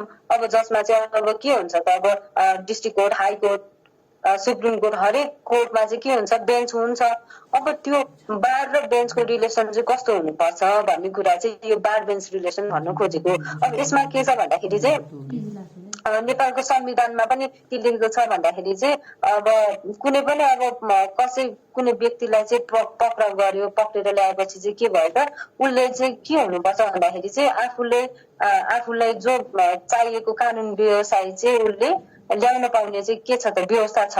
आफूलाई जुन कानुन व्यवसाय मनपर्छ अथवा ल्याउन पाउँछ त्यो ल्याउन पाउने र उसले चाहिँ सल्लाहहरू लिन पाउने, अथवा सल्लाह पूर्व पक्षदेखि लिएर अरू हकहरू हुन्छ नि, हो त्यो प्रदान गर्ने कुराहरू चाहिँ त्यो व्यक्तिलाई एउटा 24 घण्टाभित्र चाहिँ के गर्नुपर्छ त, एउटा बाटोको समय बाहेक चाहिँ उसलाई बहस पैरवी अथवा आफ्नो कानुन व्यवसायीसँग परामर्श गर्न अथवा बहसको बारेमा अब के कुरा अगाडि बढ्ने भनेर चाहिँ त्यो टाइम दिनुपर्छ भन्ने कुरा छ। अब अर्को पनि के छ भन्दाखेरि चाहिँ नेपालको संविधानमा पनि के छ भन्दाखेरि बारमा आबद्ध विभिन्न कानुन व्यवसायहरूलाई चाहिँ के छ त, जुन कानुन व्यवसाय छन् बारमा, तिनीहरू कानुन व्यवसायलाई चाहिँ जिल्ला अदालत, उच्च अदालत र सर्वोच्च अदालतका न्यायाधीशको रूपमा चाहिँ नियुक्ति गरी बारबाट बेन्चमा लैजाने संवैधानिक प्रावधान छ भनेको छ। यसमा के छ भन्दा जुन अब यो बार नेपाल बार काउन्सिलमा आबद्ध छन् नि ती कानुन व्यवसायहरूलाई चाहिँ के गर्ने त, उनीहरूलाई थाहा हुन्छ नि के मुद्दा छन्, कसरी अघि बढ्यो भने चाहिँ एउटा न्याय दिन सकिन्छ भन्ने उनीहरूलाई थाहा हुन्छ। त्यही भएर चाहिँ जिल्ला अदालत अथवा उच्च सर्वोच्चमा चाहिँ के गर्ने त, हो त्यो बार बेन्चमा चाहिँ उनीहरूलाई चाहिँ एउटा भनौँ न एउटा जज, न्यायाधीशको रूपमा चाहिँ नियुक्ति गर्ने। तर यत्तिकै यो काउन्सिलको हो भनेर गर्ने त होइन, तर संवैधानिक प्रक्रियाबाट चाहिँ यो पर्फेक्ट छ, यो चाहिँ यो सिटको लागि ठिक छ भनेर चाहिँ त्यसरी राखियो भने चाहिँ के भयो त, एउटा बार बेन्चको रिलेसन भयो एकचोटि है। देखि चाहिँ के छ भन्दाखेरि चाहिँ अब यो यसले चाहिँ के बुझाउँछ भन्दाखेरि चाहिँ जो पनि अब यो कानुनी पेसामा लागेको छन् उनीहरूलाई चाहिँ के हुनुपर्छ भन्दाखेरि चाहिँ अब उनीहरू बारमा त छन्, बारबाट पनि जो सक्षम छ, जसले चाहिँ एउटा न्यायको सेक्टरलाई चाहिँ राम्रो गरिरहेको छ, तिनीहरूलाई चाहिँ एउटा भनौँ न न्यायाधीशदेखि लिएर उनीहरूलाई चाहिँ अब कुनै पनि इजलासमा चाहिँ उनीहरूलाई ठाउँ हुनुपर्छ भन्ने कुरा हो। जो अब एउटा काउन्सिलमा हुन्छ उनीहरूले जहिले पनि एउटा पीडितको अथवा जो चाहिँ एउटा वकिल पनि पीडित हुन सक्छ। यहाँ चाहिँ कुनै अपराधी गरेर त्यो पीडितलाई भन्न खोजेकोहरूलाई चाहिँ वकिलले पनि कसैले पीडित हुन सक्छ होइन। यहाँ चाहिँ सबैको मुद्दा हेरिने भएर चाहिँ के भयो त, ती बारका मान्छेहरूलाई चाहिँ एउटा बेन्चसम्म चाहिँ लानुपर्नेदेखि लिएर अरू कुराहरू चाहिँ के छ त, यो बार बेन्च रिलेसनभित्र चाहिँ पर्छ। अब यसमा चाहिँ के छ भन्दा अब विभिन्न कानुनी व्यवस्थाहरू छन्। अब ती कानुनी व्यवस्थाहरू चाहिँ अब डिटेलली हामी जान भ्याउँदैनौँ, किताबहरूमा पनि पाइन्छ। यसमा त नर्मली तपाईँहरूले यो सालमा यो आयो भनेर बुझ्दा भइहाल्यो, जसमा चाहिँ अब यो सर्वोच्च अदालत नियमावली 2077मा पनि बार बेन्च रिलेसनको बारेमा छ। अर्को भनेको यो उच्च अदालत नियमावली 2073 अनि अर्को जिल्ला अदालत नियमावली 2075मा पनि के छ त, यो बार बेन्च रिलेसनको बारेमा चाहिँ छ। यसरी त्यो लेखिदिनु भयो भने हुन्छ है। अब अर्को भनेको professional ethics under the existing lodge of Nepal. अब नेपालमा चाहिँ के छ त प्रोफेसनल इथिक्स? नेपालमा चाहिँ कसरी छ भन्ने कुरा चाहिँ हामी के छ भन्दाखेरि चाहिँ अब फर्स्टमा चाहिँ हाम्रो हिस्ट्रीदेखि लिएर अब अहिले आएर नेपाल बार काउन्सिल एक्ट 2050 अनि चाहिँ हाम्रो के कन्ट्रिब्युसन छ त अब नेपालमा चाहिँ लिगल प्रोफेसनहरू चाहिँ कस्तो छ भन्दाखेरि चाहिँ अब फर्स्टमा अब यो न्यायपालिकाहरू इस्टाब्लिस भएको अब स्वतन्त्र न्यायपालिकाको स्थापना 2045 सालमा भयो अनि त्यसपछि 2046 सालमा चाहिँ के भयो भन्दाखेरि चाहिँ राजनीतिक दलहरूले चाहिँ अब प्रजातन्त्रहरू त्यसरी ल्याउँदै गए अनि 47 सालमा चाहिँ अब यो संविधानको निर्माण गरियो अनि 63 सालमा अन्तरिम संविधान आयो 72 मा फेरि नेपालको संविधान आयो। यसरी के हुँदै गयो भन्दा चाहिँ अब न्यायपालिका पनि जोडिँदै आयो, कन्स्टिट्युसन बन्यो, तर त्यहाँनिर के भयो त एउटा लिगल प्रोफेसन अब कोर्टदेखि लिएर कसरी चाहिँ अब जुडिसियरीलाई चाहिँ अगाडि बढाउने भन्ने कुरा चाहिँ त्यहाँ पनि जोडिँदै आयो होइन। अब त्यसपछि चाहिँ के भयो त अब यो कानुन व्यवसायहरूको यो स्वतन्त्र न्यायपालिकाको स्थापना अनि कानुन व्यवसायको मौलिक एवं कानुनी हकहरू के हुन् अनि न्याय सम्पादनमा चाहिँ अब सहयोगीको रूपमा चाहिँ अब कानुन व्यवसायहरूले कसरी उनीहरूको भूमिका छ भन्ने कुरा चाहिँ के भयो त डेभलप हुँदै गयो। अब फर्स्टमा चाहिँ अब हिस्ट्रीतिर हामी जान्यो भने चाहिँ नेपालको अन्तरिम संविधान 2007 सालमा चाहिँ अब के भयो भन्दाखेरि चाहिँ एउटा प्रधान न्यायालय अनि त्यो संविधान आएपछि चाहिँ के आयो त प्रधान न्यायालय आयो जसमा चाहिँ के भयो त सबै यो कानुनी काम कारबाहीहरू चाहिँ अब त्यो न्यायालयले गर्ने भन्ने भयो। त्यसपछि अब 2013 मा चाहिँ सर्वोच्च अदालत नियमावली आयो जसमा चाहिँ के भयो त यो नियमावली अन्तर्गत रहेर चाहिँ सर्वोच्च अदालतले आफ्नो काम कारबाहीहरू गर्ने अनि त्यसपछि अरू कुनै पनि भनौँ न अब वकिलहरूको वर्गीकरण अनि त्यसपछि अनि प्रमाणहरू कसरी दिने अनि अयोग्यता पारिश्रमिकदेखि लिएर हरेक कुराहरू चाहिँ भयो। अब यो सर्वोच्च अदालत नियमावली 2013 मा चाहिँ के पनि छ भन्दाखेरि चाहिँ यहाँ चाहिँ 4 वर्गमा बाँडेको छ। अब यो वकिल कानुन व्यवसायीलाई एउटा सिनियर एडभोकेट अनि अर्को एडभोकेट अर्को प्लिडर र एजेन्ट भनेर यसरी 4वटा भागमा चाहिँ वर्गीकरण गरेको देखिन्छ। अनि सर्वोच्च अदालत नियमावली पछि चाहिँ हाम्रो अर्को आयो नेपाल अधिराज्यको संविधान 2015। यसमा पनि कानुन अब म डिटेली जान्न जे यसरी आयो भन्ने कुरा चाहिँ म ब्याकग्राउन्डमा गएँ। अरू भनेको नेपालको संविधान 2019 मा पनि कानुन व्यवसायी सम्बन्धी चाहिँ अब धेरै कुराहरू आएको छन् होइन। अर्को भनेको सर्वोच्च अदालत नियमावली 2021। यसमा पनि के भयो त कसरी कानुन व्यवसायहरू चाहिँ एउटा आफ्नो भनौँ न आचार संहितामा रहेर आफ्नो काम कारबाही अगाडि गर्ने। अनि यो नियमावलीमा पनि सिनियर एडभोकेटको योग्यता एडभोकेटको योग्यता होइन अनि प्लिडर यिनीहरूको योग्यता के हो भन्ने कुरा पनि भएको देखिन्छ। अनि अर्को चाहिँ कानुन व्यवसाय ऐन 2025 अनि नियमावली 2027 अनि त्यसपछि अर्को भनेको चाहिँ अब यो 2025 र 2027 यो कानुन व्यवसायी ऐन 2025 र नियमावली 2027 मा चाहिँ के छ भन्दाखेरि चाहिँ वरिष्ठ अधिवक्ता हुनको लागि चाहिँ कस्तो योग्यता हुनुपर्छ अनि अधिवक्ता हुनको लागि के योग्यता हुनुपर्छ। वरिष्ठ अधिवक्ता हुनको लागि के हुनु पर्यो त कुनै पनि कानुनी फिल्डमा चाहिँ स्नातकोत्तर के अरे स्नातक गरेर के हुनु पर्यो त 10 वर्षसम्म चाहिँ एउटा उच्च तहको अदालतमा चाहिँ काम गरेको हुनु पर्यो। अब अधिवक्ता हुनको लागि चाहिँ के हुनु पर्यो एउटा स्वीकृत विश्वविद्यालयबाट चाहिँ स्नातक चाहिँ के गर्नु पर्यो त्यो गरिसकेपछि बल्ल अधिवक्ता हुन पर्छ एउटा लाइसेन्स एक्जाम दिएपछि। अब अभिवक्ताको योग्यता अब अभिवक्ता भनेको त के हो भन्दाखेरि उसले त लेख्ने त्यो काम गर्छ प्लिडिङको काम त के उसले गर्छ तै पनि के हुन्छ भन्दाखेरि चाहिँ उसले चाहिँ अब यो न्याय सेवा अथवा त्यसमा चाहिँ के हुनु पर्यो त आइएल पास गरेको पहिला त आइएल हुन्थ्यो नि त त्यसमा चाहिँ अब के गर्ने त उसले चाहिँ 3 वर्षसम्म चाहिँ एउटा अभिकर्ताको रूपमा चाहिँ काम गर्यो भने चाहिँ बल्ल उसको योग्यता पुग्ने। अनि त्यसपछि अरू भनेको चाहिँ कानुन व्यवसायी चाहिँ कतिखेर अयोग्य हुन्छ भन्ने कुरा पनि यो कानुन व्यवसाय ऐन 2045 नियमावली 2027 मा छ, जसमा चाहिँ जुन चाहिँ अब मोरल रूपमा नै नैतिक पतन हुने खालको अब यो फौजदारी अपराधमा चाहिँ संलग्न भएको व्यक्ति अथवा उसले चाहिँ कुनै पनि एउटा सजायको पाइसकेको होइन, यस्तै अपराध गरेको यस्तो व्यक्तिहरू चाहिँ कानुन व्यवसाय हुन चाहिँ अयोग्य हुने भनेर चाहिँ तोकिएको देखिन्छ। अब laws and regulation relating to legal profession in Nepal भन्ने कुरामा चाहिँ के छ भन्दाखेरि चाहिँ नेपालमा अहिले चाहिँ के छ भन्दाखेरि चाहिँ व्यवसाय परिषद ऐन 2050 कानुन व्यवसाय परिषद ऐन 2050 मा पनि लिगल प्रोफेसन कसरी चाहिँ अब यो कानुन व्यवसाय चाहिँ कसरी एउटा प्रोफेसनमा बस्ने भन्ने कुरा चाहिँ यसमा छ। अर्को नेपालको संविधान 2072 मा पनि विभिन्न धाराहरूमा चाहिँ डाइरेक्टली भनेको छैन, तर एउटा कानुन व्यवसाय चाहिँ यसरी यो एउटा कोड अफ कन्डक्टमा बस्नुपर्छ भनेर नेपालको संविधान 2072 मा पनि छ।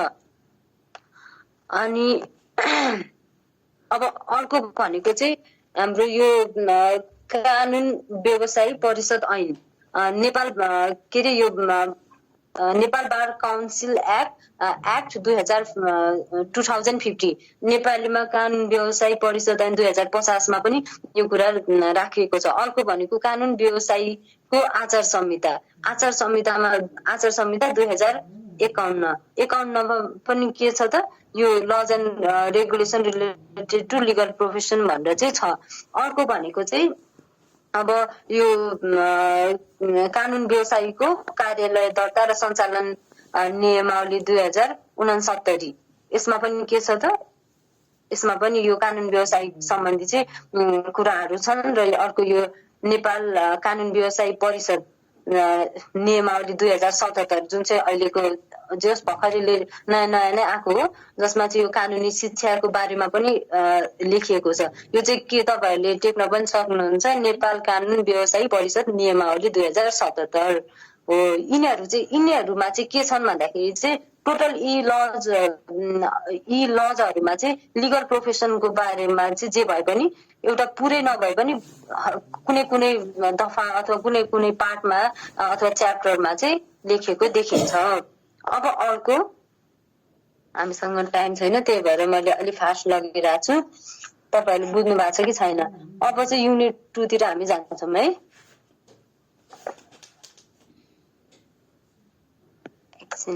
हुन्छ म्याम, बुझ्जे राम्रोसँग बुझ्जे, तर सक्न अलि। युनिट 2 मा चाहिँ के छ भन्दाखेरि चाहिँ drafting, pleading and conveyancing skills in Nepal. अब यो भनेको चाहिँ के भन्दाखेरि चाहिँ नेपालमा वकालत र घरायसी लेखकका सिपहरू। अब यो वकिल भनेपछि वकालत त गर्नु पर्यो, तर वकालत गरेर मात्र भएन, उसले ड्राफ्टिङ पनि गर्नु पर्यो नि त। कुनै केस आयो अनि कसैले मुखले भन्छ तर त्यसलाई लेख्न पनि सक्नु पर्यो नि त। उसले त एउटा कानुनी भाषामा लेख्न सक्नु पर्यो, त्यो कानुनी भाषालाई अगाडि कोर्टको अगाडि गएर बहस गर्न सक्नु पर्यो हो। यो कुराहरू भनेको चाहिँ के हो त, एउटा ड्राफ्टिङ भनेको चाहिँ के गर्ने, त्यसलाई बनाउने, लेख्ने, लिखतहरू भयो भनेपछि प्लिडिङ भनेको के गर्ने त, बोल्ने, वकालत अथवा बहस गर्ने। अनि कन्भेन्सिङ स्किल, अब कन्भेन्सिङ स्किल भनेको चाहिँ अब यो एउटा छुट्टै पार्ट पनि भनेर बुझ्न सक्छौँ। यो भनेको चाहिँ के भन्दाखेरि चाहिँ अब यो घरायसी लिखतहरू भनेर बुझिन्छ यो कन्भेन्सिङ स्किल, जुन चाहिँ अब यो छ नि कन्भेन्सिङ भनेर sale deed, lease and contract deed अनि गिफ्ट एन्ड विल डिड हो, यिनीहरू छन् नि हो। यो कुराहरू भन्ने चाहिँ कन्भेन्सिङ स्किल। अब यो चाहिँ के हो त, एउटा घरायसी लिखत। अब यो चाहिँ कुनै अब घरमा पनि गर्नुपर्ने हुन सक्छ, कुनै एउटा सम्झौता अब करार गर्नु पर्यो, अब त्यो चाहिँ कसरी गर्ने त हो, त्यो कुराहरू पनि के हुनु पर्यो, त्यो वकिलले चाहिँ थाहा पाउनु पर्यो।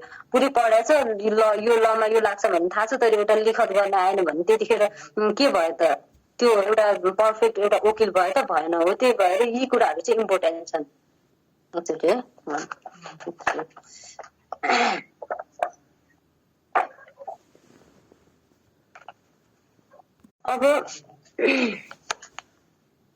अब यसमा चाहिँ हामीले के बुझ्नु पर्यो भन्दाखेरि चाहिँ अब यहाँ legislative drafting, general principle, laws and skills of legislative drafting भनेर यो एउटै युनिटलाई दुईटा युनिटलाई एउटैमा राखेको छ है। अब यसमा चाहिँ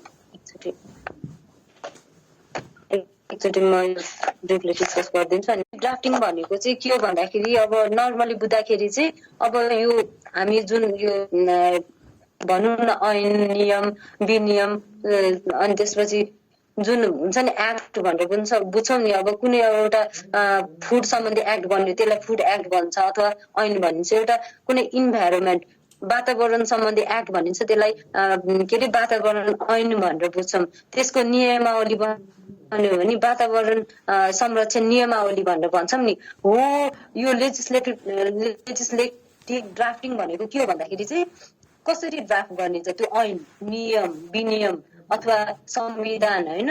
संविधान पनि सबैभन्दा सुप्रिम ऐन के अरे त्यो ल हो नि त। त्यसलाई पनि कुनै ड्राफ्टरले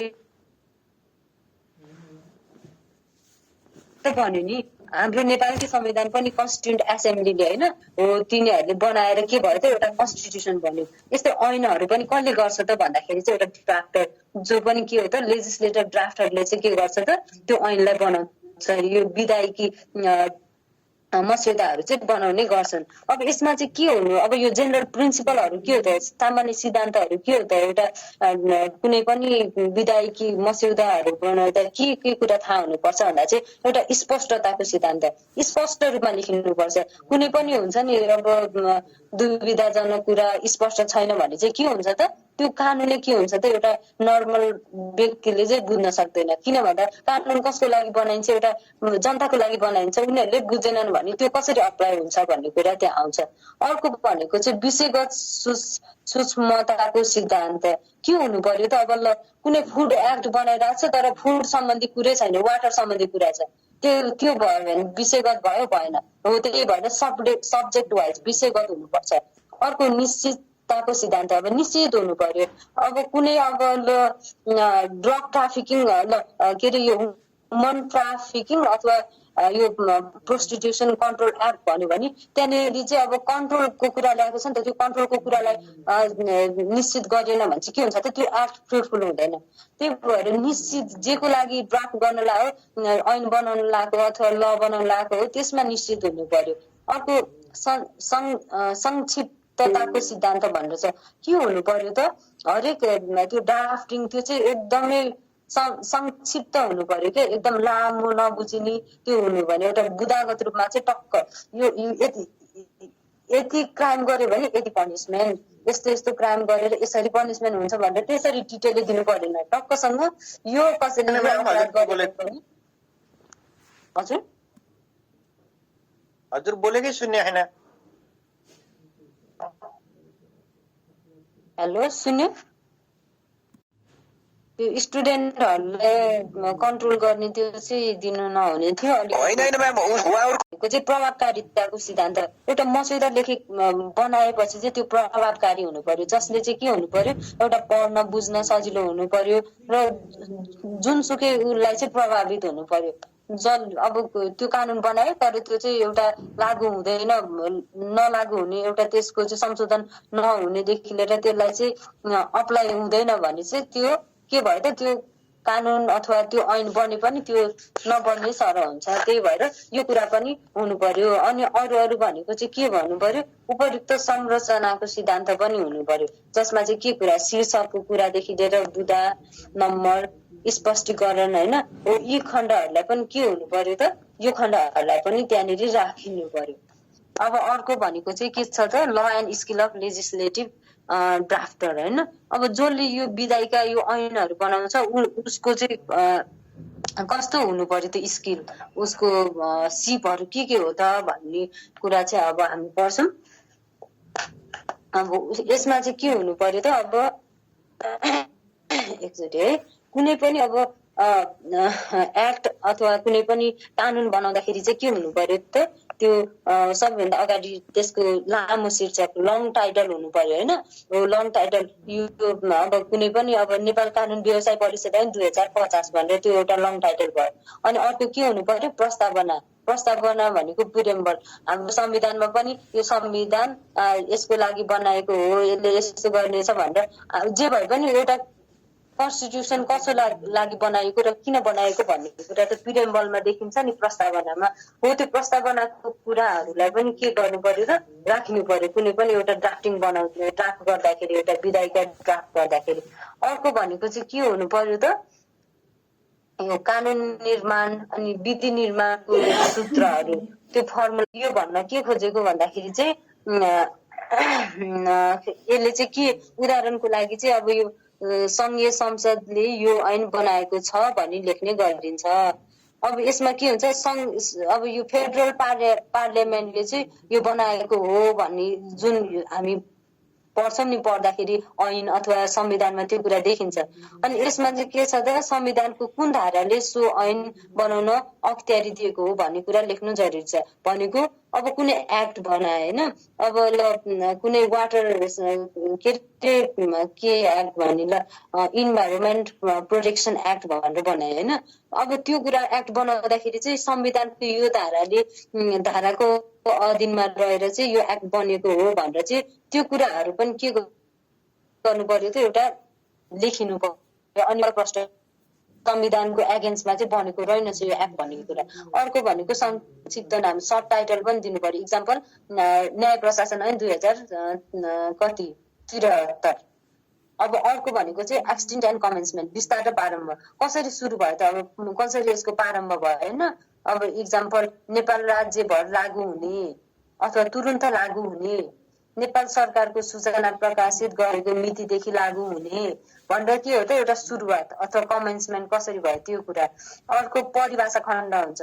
अनि अब हो यो ड्राफ्टिङमा चाहिँ यी कुराहरू चाहिँ समेटिनु पर्छ भनेर मैले एक्सप्लेन गरिरहेको छु। अब यो परिभाषा खण्डमा चाहिँ डेफिनेसन अनि अब यो कसरी डिफाइन गरेछ, यसलाई कसरी इन्टरप्रेट एनालाइसिस कसरी गरेछ भन्ने कुरा चाहिँ यो परिभाषा खण्डमा हुन्छ। अर्को भनेको चाहिँ यो सार 1 प्रबन्धहरू, सब्सटेन्टिभ प्रोभिजन के उहरू छन् त ल, कुनै पनि क्राइम गर्यो भने यो कुरा गर्यो भने चाहिँ क्राइम हुन्छ, अथवा यो गर्यो भने चाहिँ यो पनिसमेन्ट हुन्छ, अथवा त्यहाँ चाहिँ के कुरा हुन्छ त, सार कुराहरू। एज फर इक्जाम्पल होइन, अब कुनै पनि निकायको गठन अनि काम कारबाही सम्बन्धी व्यवस्था अथवा जाँचबुझ आदि खण्डहरू चाहिँ के हो त, यो चाहिँ एउटा सार 1 प्रावधान, सब्सटेन्टिभ प्रोभिजन भनेर बुझिन्छ। मूल प्रोभिजन, यो प्रोभिजनबाट अरू प्रोभिजन बनिन्छ होइन।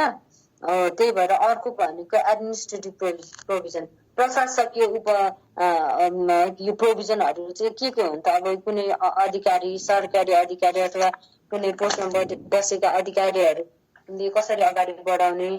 अनि अर्को च्याप्टरको कुरा होइन, परिच्छेद, यो च्याप्टर छुट्याइनु पर्यो होइन, परिच्छेद 6 अथवा 5। अनि अर्को शीर्षक, हेडिङ पनि राखिनु पर्छ। अनि अब त्यो हेडिङ भएन भने पनि के हुन्छ त, एउटा कुनै पनि एक्ट अथवा त्यो ल चाहिँ के हुन्न, पर्फेक्ट हुन्न। अर्को मार्जिनल नोट्स, जसलाई चाहिँ पार्श्व शीर्षक भनेर पनि बुझिन्छ होइन।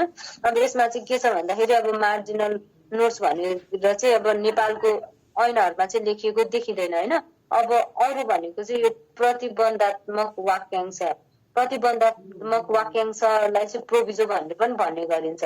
अब एज फर इक्जाम्पल मूललिखित अनि संहिता 2074 को दफा 70 को उपदफा 2 मा चाहिँ प्रतिबन्धात्मक वाक्यांश चाहिँ प्रयोग गरेको देखिन्छ। अनि अब यसमा चाहिँ के हुन्छ त, कुनै पनि अब तर भनेर चाहिँ अब स्वतन्त्रताको हक हुनेछ, तर कसैले पनि आफ्नो स्वतन्त्रता अरूको स्वतन्त्रता चाहिँ हानि हुने गरी कार्य गर्नुहुन्न। एज फर इक्जाम्पल मैले त्यो भनेको, कुनै पनि अब संविधानमा तर अथवा त्यो भनेर लागू भयो भने चाहिँ के भयो त, त्यहाँनिर प्रतिबन्ध लगायो भन्न त भन्यो तर यो गर्नुहुन्न भनेर होइन। अरू भनेको चाहिँ अब एक्सप्लेनेसन, अब यो स्पष्टीकरणदेखि लिएर उदाहरणको कुराहरू, अनि यो अनुसूचीहरू छ नि, यो सेड्युलहरू, अनुसूची 1 देखि 9 हो, यिनीहरू सबै कुराहरू चाहिँ एउटा कुनै पनि एक्ट बनाउँदाखेरि सुरुदेखि अन्तिमसम्मको फेजको रूपमा चाहिँ बुझिन्छ। अब यो कुराहरू नै के भयो त, यो लेजिस्लेटिभ ड्राफ्टिङ भित्र चाहिँ मैले नर्मली यो एउटा पुरै एउटा सब्जेक्टै हो, यो कुरालाई मैले एउटा भनौँ न थोरै डिस्कसन गर्दा चाहिँ थोरै जस्तो बुझिन्छ होइन। त्यही भएर अलिकति टाइम चाहिँ लागेको। बुझिराख्नु भएको छ नि अहिलेसम्म? ठिक छ एकदम बुझिया म्याम बुझिया छ म्याम ल अब अर्को चाहिँ म यो कन्भेन्सिङतिर जान्छु होइन यसमा चाहिँ म नर्मल्ली त्यो डिटेलली जान्न यो भनेको के हो यो भनेको के हो भनेर त्यति मात्रै भनिदिन्छु 5 मिनटमै यो भइहाल्छ है अरूलाई धेरै टाइम लाग्दैन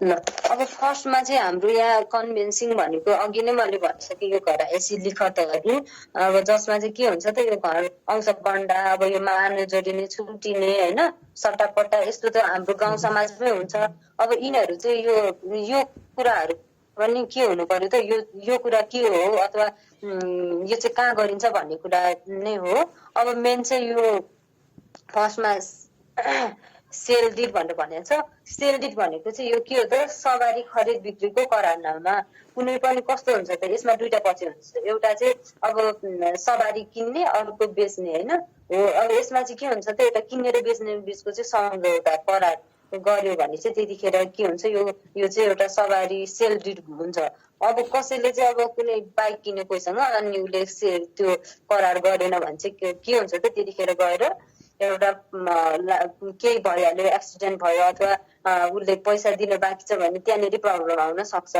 अनि त्यही भएर यो सेल डिड किन गरिन्छ त यो चाहिँ एउटा सवारी खरिद बिक्रीको मतलब कन्ट्र्याक्टको रूपमा पनि बुझ्ने गरिन्छ अब अर्को भनेको यो लिज एन्ड कन्ट्र्याक्ट डिड अब लिज एन्ड कन्ट्र्याक्ट डिड भनेको चाहिँ तपाईँहरूले पहिले पनि अब लिज भनेको के हो त एउटा कुनै पनि भाडामा लिने होइन अनि त्यसपछि कुनै जग्गा भाडामा लियो अनि अब यो यति वर्षसम्म चाहिँ तपाईँले एज फर इक्जाम्पल ल कति 1 रोपनी जग्गा तपाईँले अब 5 वर्षसम्म चाहिँ तपाईँले चलाउन पाउनुहुन्छ वर्षमा चाहिँ तपाईँले 50-50 हजार तिर्ने भनेर मुखले भनेर भन्यो होइन तर मुखले भनेपछि उसले अर्को वर्ष 60 हजार पनि लिन सक्छ नि होइन अनि हो त्यो केसमा चाहिँ के हो त यो लिज अथवा चाहिँ यो कन्ट्र्याक्ट डिड गर्ने गरिन्छ यसले चाहिँ के हुन्छ भन्दाखेरि चाहिँ ऊ चाहिँ भाग्न सकेन क्या ऊ चाहिँ एउटा कन्ट्र्याक्ट भित्र रहेर चाहिँ एउटा आफ्नो तरिकाले चाहिँ आफ्नो कामहरू गर्न पायो हो त्यही भएर यो लिज एन्ड कन्ट्र्याक्ट डिड चाहिँ कतिखेर गरिन्छ त लिज भनेको अब कुनै पनि जग्गा अथवा घर भाडामा लिँदाखेरि गरिन्छ अनि कन्ट्र्याक्ट भनेको चाहिँ के हो भन्दाखेरि अब कुनै काम गर्नु पर्यो अब त्यो कुनै अब व्यापार चलाउनु पर्यो त्यतिखेर दुईजना पार्टनरहरूले चाहिँ कन्ट्र्याक्ट गर्यो भने त्यतिखेर पनि के हुन्छ त कन्ट्र्याक्ट डिड हुन्छ अब अर्को भनेको चाहिँ गिफ्ट एन्ड विल डिड अब यो गिफ्ट एन्ड विल डिड भनेको चाहिँ इच्छा पत्र भनेर पनि बुझिन्छ होइन अनि अथवा यो बकस पत्र भनेर पनि बुझिन्छ अब यो विल डिड चाहिँ कस्तो हुन्छ भन्दा चाहिँ दुई किसिमको हुन्छ एउटा चाहिँ अब कोही चाहिँ अब आफू बुढेसकाल भएपछि के हुन्छ त अब त म मरेपछि चाहिँ मेरो अब यो हकवालाले चाहिँ यो सम्पत्ति पाउँछ भनेर चाहिँ उसले चाहिँ कसैको नाममा लेखिदिएको हुन सक्छ अथवा कसैले चाहिँ म मर्नु भयो अथवा यति वर्षपछि चाहिँ कसैले 5 वर्षपछि चाहिँ राम भन्ने व्यक्तिले चाहिँ यो सम्पत्ति पाउँछ भन्यो भने चाहिँ त्यतिखेर के भयो त उसले आफैले चाहेको आफ्नै इच्छाले कुनै पत्र लेखेर गरिदियो भने चाहिँ त्यतिखेर विल डिड हुन्छ है अब अर्को भनेको चाहिँ यो एडप्सन डिड अब एडप्सन डिड भनेको चाहिँ के हो भन्दाखेरि चाहिँ अब एडप्सन कस्तो केसमा हुन्छ त अब कुनै पनि बच्चा छोरा अथवा छोरीलाई चाहिँ कुनै अर्को बाबाआमाले चाहिँ कुनै अर्को छोरा बाबाआमाको छोराछोरीलाई चाहिँ आफ्नै छोराछोरी जसरी पाल्छु भनेर लग्यो भने चाहिँ के गर्छ त उसले एउटा त्यो कन्ट्र्याक्ट अथवा त्यो साइन गर्छ त्यो साइन गरेपछि के हुन्छ त उसले आफ्नै छोराछोरीले के हुन्छ उसले व्यवहार गर्नुपर्छ उसले अंश बन्डादेखि लिएर हरेक कुराहरू कानुनी कुरा जे पाउँछ नि हो त्यो एडप्टेड बच्चाले चाहिँ पाउँछ अनि यो चाहिँ त्यो डिडलाई एडप्सन डिड भन्छ अब एक्सचेन्ज डिड भनेको चाहिँ सट्टापट्टा सम्बन्धी व्यवस्था अब सट्टापट्टा भनेको के हो त अब यति म यो एज फर इक्जाम्पल म तँलाई एउटा कार दिन्छु त मलाई चाहिँ यो बाइक दे होइन, अब यो यतिसम्म 2-3 वर्षको लागि चलाउने, फेरि हामी फिर्ता दिने भनेर त्यसरी एउटा लिखत गर्यो भने चाहिँ त्यो सट्टापट्टा सम्बन्धी लिखत भनिन्छ। अनि अर्को भनेको चाहिँ separation of copartner or reunion of deed. यो भनेको चाहिँ के हो भन्दाखेरि चाहिँ अंश बन्डा हुन्छ नि, सेपरेसन र रियुनियन। सेपरेसन र रियुनियनको फरक भनेको के हो? सेपरेसन भनेको अंश बन्डा गर्ने छुटिने भयो, रियुनियन भनेको चाहिँ जोडिने। अब छुटेको पनि के गर्ने त, फेरि जोडियो भने त्यतिखेर मानु जोडिएको देखिन्छ। अब यसलाई चाहिँ मानु जोडिने मानु छुटिने पनि भनिन्छ। अब मैले पुरै एक्सप्लेन गर्नुपर्छ भन्ने छैन, यो सबैले थाहा भएकै कुरा हो। अब अर्को भनेको मोर्गेज डिड। अब मोर्गेज डिड भनेको चाहिँ भोग बन्दकी लिखत। अब यो मोर्गेज डिड भनेको चाहिँ तपाईँले नर्मली के गर्ने, अब कुनै एउटा सुन पसलमा जानुभयो, त्यहाँ गएर चाहिँ अब आफ्नो कुनै सुन राख्नु भयो होइन, सुन राखेर चाहिँ अब त्यहाँनिर पैसा कुनै पैसा लिनुभयो। अब त्यतिखेर के भयो त, एउटा मोर्गेज डिड भयो। तपाईँले आफ्नो सुन दिनु भयो, उसले त्यो सुन बिगार्न पाएन, उसको ड्यामेज हुन दिनु भएन। अनि अब तपाईँले पैसा लिएपछि कति टाइममा त्यो पैसा तिर्नुपर्ने, कति ब्याज तिर्नुपर्ने होइन, ब्याज तिरेन भने त्यसको स्याज तिर्नुपर्ने हो त्यो कुराहरू चाहिँ त्यो कन्ट्र्याक्टमा लेखेको हुन्छ। यदि त्यो पालना गरेन भने चाहिँ त्यो भोग बन्दकी लिखत चाहिँ अब के हुन्छ, त्यो चाहिँ नमान्नेको अवस्था हुन्छ। अर्को भनेको लोन डिड। अब लोन डिड भनेको त थाहा छँदैछ, योलाई कपाली तमसुक पनि भनिन्छ। कसैसँग ऋण लियो, ऋण लिएपछि अब यति 5 वर्षभित्रमा चाहिँ म तपाईँको लोन चुक्ता गर्छु, अब यति % दरले भनेर चाहिँ अब हामी यो लोन डिड त कस्तो, अब कुनै ब्याङ्कसँग पनि लिने गरिन्छ, फाइनेन्स सहकारीहरूसँग पनि लिने गरिन्छ होइन। अरू भनेको चाहिँ अब यो ग्यारेन्टी डिड। ग्यारेन्टी डिड भनेको चाहिँ के भन्दाखेरि कुनै पनि अब दुईजना बिच करार भएको छ होइन, अब राम्रो स्याम्बिस करार भएको छ। अनि अर्को हरि भन्ने व्यक्तिले चाहिँ रामको ल उसले चाहिँ पैसा यति टाइममा तिरेन भने म जमानत बस्छु र अनि उसले टाइममा तिरेन भने म तिर्दिन्छु भनेर कसैले भने, थर्ड पार्टीले भन्यो भने चाहिँ त्यतिखेर के हुन्छ त, ग्यारेन्टी डिड हुन्छ। कसैले चाहिँ ग्यारेन्टी बसेको भन्ने हुन्छ। अब यसलाई चाहिँ ग्यारेन्टी डिड भनिन्छ। अनि अब प्रमिसरी नोट भनेको के हो भन्दाखेरि चाहिँ प्रतिज्ञा। यो चाहिँ के हो भन्दाखेरि चाहिँ नेपालीमा ठ्याक्क मलाई कस्तो कन्फ्युज भयो। प्रमिसरी नोट भनेको चाहिँ एकचोटि है, अब प्रमिस गरेको के यो चाहिँ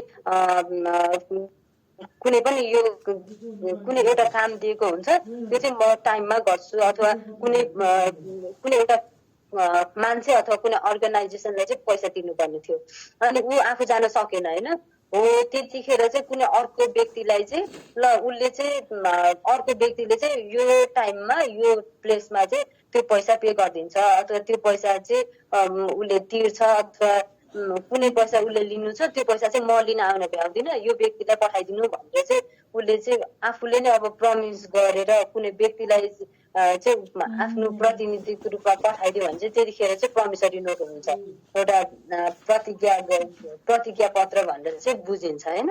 अब अर्को भनेको चाहिँ अब यो पावर अफ अटोर्नी। अब यो भनेको चाहिँ के भन्दाखेरि कुनै पनि अब केस हुन्छ नि, हो त्यो केसमा चाहिँ के हुन्छ त, त्यो मान्छे नै अब माने कि म उता कञ्चनपुरमा बस्छु अनि अब काठमाडौँमा केस छ, अब म जहिले कञ्चनपुरको मान्छे मसँग त्यहाँ आउन पैसा हुँदैन अथवा टाइम हुँदैन, अरू मलाई प्रब्लम हुन सक्छ। अनि त्यही भएर मैले कुनै काठमाडौँको एउटा मान्छेलाई थोरै पैसा दिएर ल मेरो एउटा भनौँ न एउटा अटोर्नी भनेको चाहिँ अखित्यार, कुनै पनि अब म अखित्यार दिएँ, अब उसले चाहिँ अब तारिख लिनु पर्यो पनि जे लिनु पर्यो पनि उसले गर्छ भनेर चाहिँ मैले कुनै एउटा मान्छेलाई अखित्यार बनाइदिएँ भने चाहिँ उनी के भयो त, म सरै भएर उसले काम गर्छ। अब कुनै केस अब आफ्नो तारिख लिनु पर्यो अथवा केही वकिलसँग बहस गर्नु पर्यो भने उसले नै भेटेर गर्छ, त्यो भनेको अखित्यारमा भयो। अब नर्मली यति कुराहरू चाहिँ हामीले कन्भेन्सिङमा थाहा भयो भने इनफ हुन्छ। अब यो एडभोकेसी स्किल इन नेपाल यो आजै पढ्ने कि या भोलि पढ्ने? यो होइन युनिट 3 र 4 ल यो धेरै टाइम लाग्दैन, म एकछिनमा सकाइदिइहाल्छु, यो धेरै टाइम लाग्दैन। युनिट 3 र 4 है त, यसमा चाहिँ एडभोकेसी स्किल 6 बुझ्नु भएको छ नि सबैले?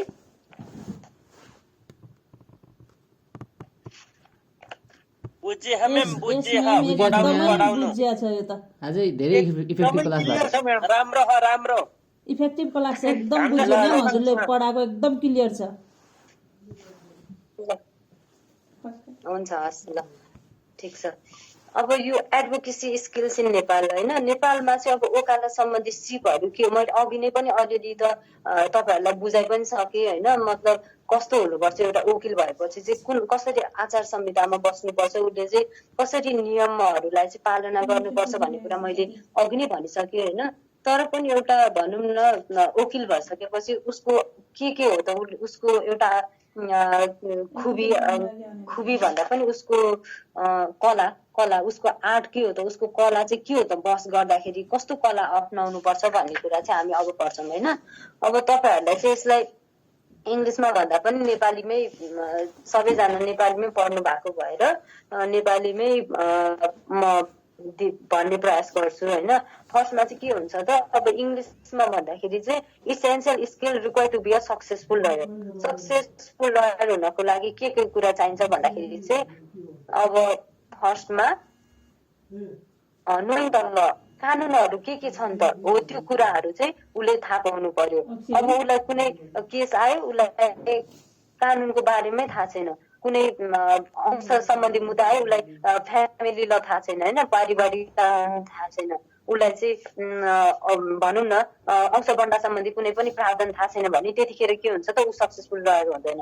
कन्डक्ट रिसर्च भनौँ न, जे कुरा पनि के हुन्छ त, एउटा रिसर्च गरेपछि चाहिँ उसले एउटा राम्रो एन्सर निकाल्न सक्छ, रिजल्ट निकाल्न सक्छ।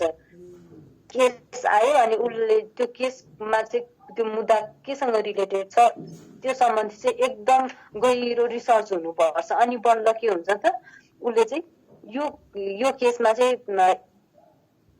यसरी लाग्यो भने चाहिँ हाम्रो पक्षलाई चाहिँ फाइदा हुन्छ अथवा उसलाई चाहिँ न्याय हुन्छ भन्ने कुरा चाहिँ जब रिसर्च गर्छ अनि मात्र थाहा हुन्छ। अनि डेभलप राइटिङ स्किल, एउटा वकिल भएपछि ऊ सक्सेस राम्रो वकिल हुनको लागि के हुनुपर्छ त, लेख्ने कला हुन्छ नि, लेख्ने स्किल त्यो पनि राम्रो हुनु पर्यो, भाषा पनि राम्रो हुनु पर्यो। एउटा हुन्छ नि भन्दाखेरि पनि एउटा रुड टाइपको हुनु भएन, एउटा प्रष्ट भाषा हुनु पर्यो।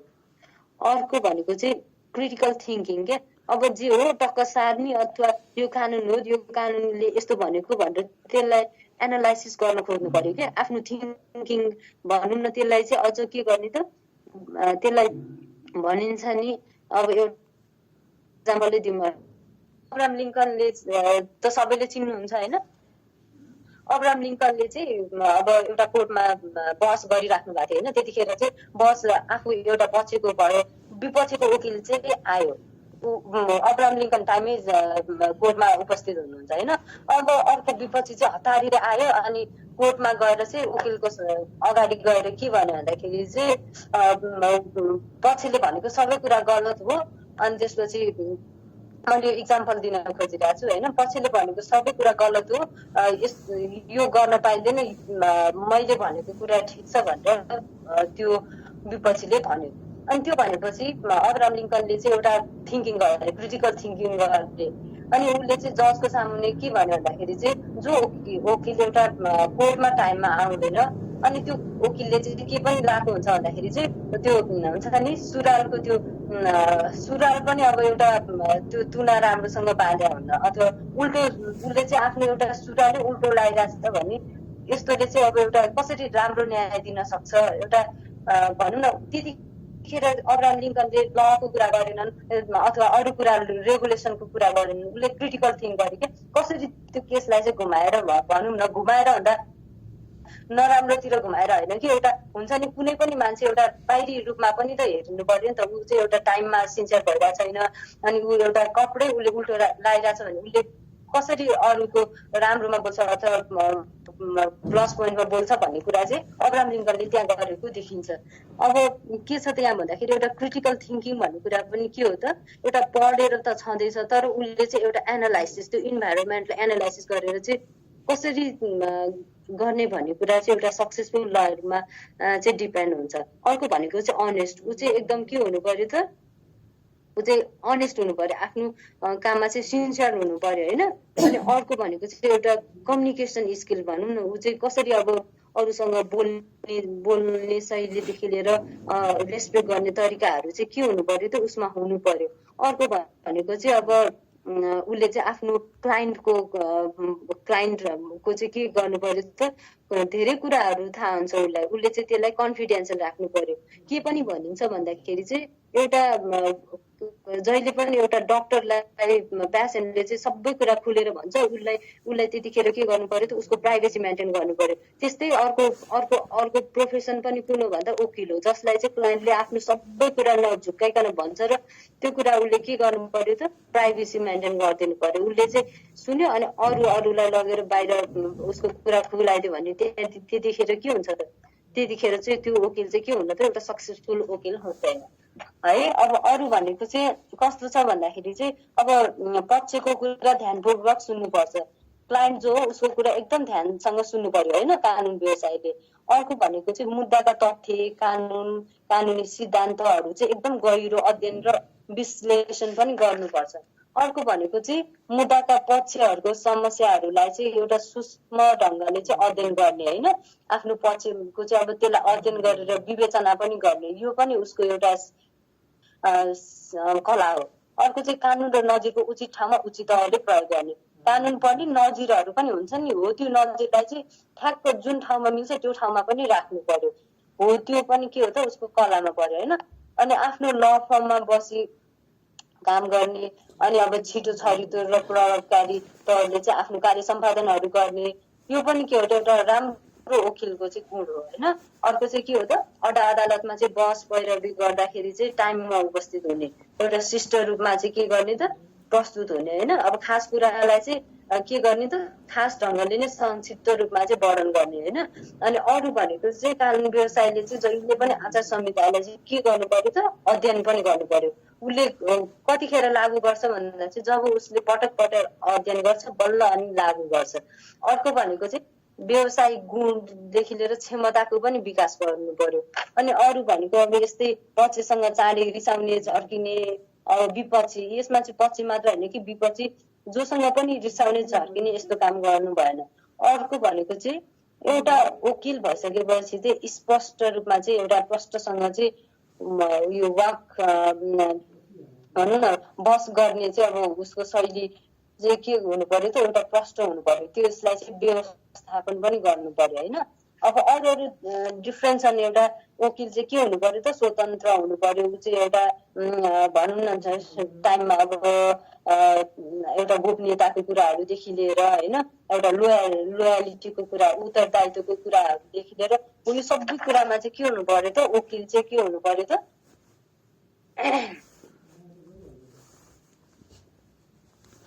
नेट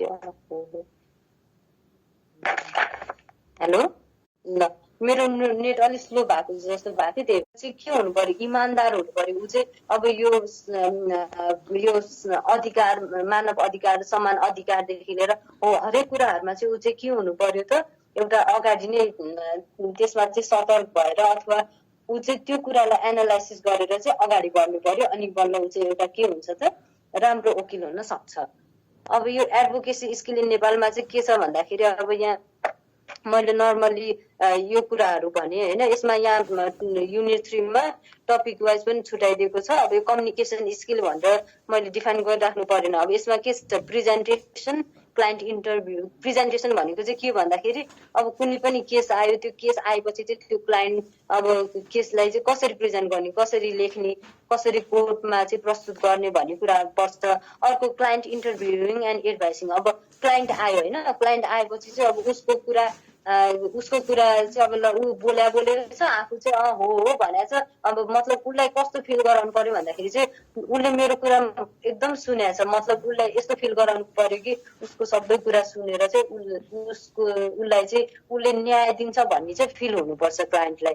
हो त्यो कसरी क्लाइन्टसँग डिल गर्ने, कसरी बोल्ने, कस्तो एडभाइस दिने, एकदमै क्लाइन्टले भन्यो भन्दैमा इमोसनल भएर रुनै थाल्ने पनि हुन्न। मतलब एउटा वकिल भएपछि त्यो पनि मेन्टेन गर्नुपर्छ कि हो इमोसनल हुन्छ, मान्छे इमोसनल हुन्छ कुनै कुरा सुनेर, तर उसले त्यसलाई पनि मेन्टेन गर्नुपर्छ कि ठिक छ यस्तो मान्छे जसलाई पनि पर्न सक्छ, यसलाई चाहिँ अझ हामीले के गर्नु पर्यो त बुझेर मतलब यो राम्रो हुन सक्छ भनेर चाहिँ सम्झाउनु पर्यो, आफू पनि इमोसनल भएर रोइदिनु भएन होइन इक्जाम्पलको रूपमा। अर्को भनेको चाहिँ नेगोसिएसन भनेको चाहिँ के हुनु पर्यो त, एउटा नेगोसिएसन भनेको त दुई पक्ष बिच चाहिँ के कुराकानी अथवा सम्झौता जस्तो हो नि त। अब कुनै क्लाइन्ट आयो भने चाहिँ अब फीदेखि लिएर अब उसको केसलाई कसरी अगाडि बढाउने, अब यहाँनिर गएर चाहिँ अब के पनि छ भन्दाखेरि चाहिँ अब एउटा क्लाइन्टसँग मात्रै हुन कि त्यो कोर्टको कर्मचारीदेखि लिएर जजदेखि लिएर उनीहरूसँग कसरी कम्युनिकेसन गर्ने कुराहरू छ। अब ओरल आर्गुमेन्ट्स भनेको अघि नै मैले भन्छ कि बहस गर्दाखेरि चाहिँ रिसर्च गरेर नजिरहरूलाई चाहिँ सही ठाउँमा युज गरेर चाहिँ के गर्नु पर्यो त आफ्नो बहसकला अगाडि बढाउने। अब इक्जामिनेसन अफ विटनेस भनेको के हो त, कुनै साक्षी झिकाउने, साक्षी जसले चाहिँ अब भनौँ न कुनै केसलाई चाहिँ आफ्नो केस जिताउन सहयोग गर्छ त्यस्तो साक्षीलाई चाहिँ कोर्टमा उपस्थित गराउने, उसलाई चाहिँ अब यस्तो क्वेसनहरू गराउने कि जसले गर्दाखेरि चाहिँ आफ्नै पक्षलाई चाहिँ राम्रो होस्। हो यो विटनेस साक्षीको कुराहरूदेखि लिएर यो कुराहरू चाहिँ कम्युनिकेसन स्किलमा पर्छ। अर्को यो ट्रायल एडभोकेसी स्किलमा मैले अघि भनिसकेँ केस ओरिएन्टेड रिसर्च हुनु पर्यो। अर्को प्रिपरेसन कसरी गर्ने, केस आएपछि मैले भनिसकेँ अघि नै स्टार्टिङमा केस आउँछ एउटा रिसर्च गरेर पढेर एउटा राम्रो एउटा ड्राफ्ट गरेर अनि बल्ल के गर्ने त केस दर्ता गर्ने, अनि त्यसपछि अरू वकालत सम्बन्धी कामहरू अनि त्यसपछि गर्ने। अनि अरू भनेको अर्गनाइजेसन अफ आर्गुमेन्ट्सको अब केसको प्रिपेयर गर्ने होइन, फ्याक्ट्सहरू बनाउने।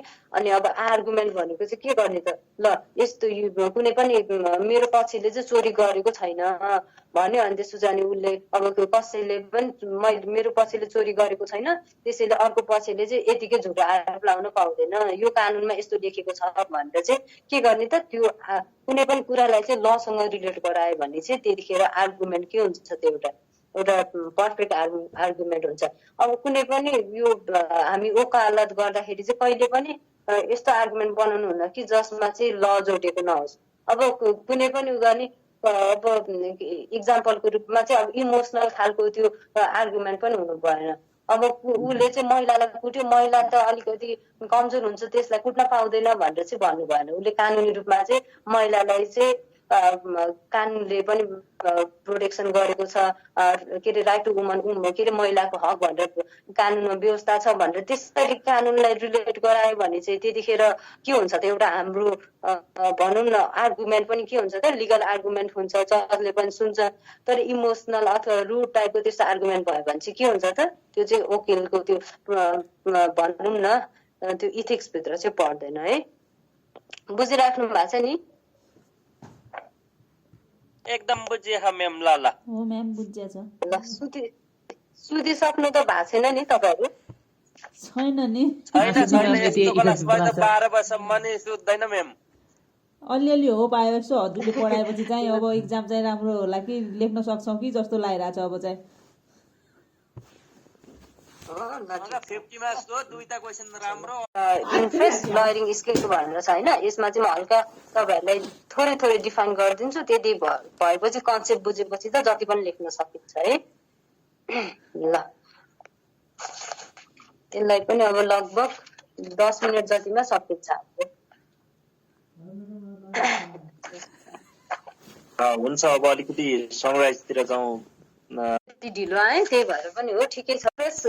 लयरिङ स्किल एन्ड लिगल एड भनेर एउटा युनिट छ। यो भनेको के हो भन्दाखेरि चाहिँ पब्लिक इन्ट्रेस्ट भनेपछि चाहिँ सार्वजनिक सरोकारको विषय सम्बन्धी सिपहरू।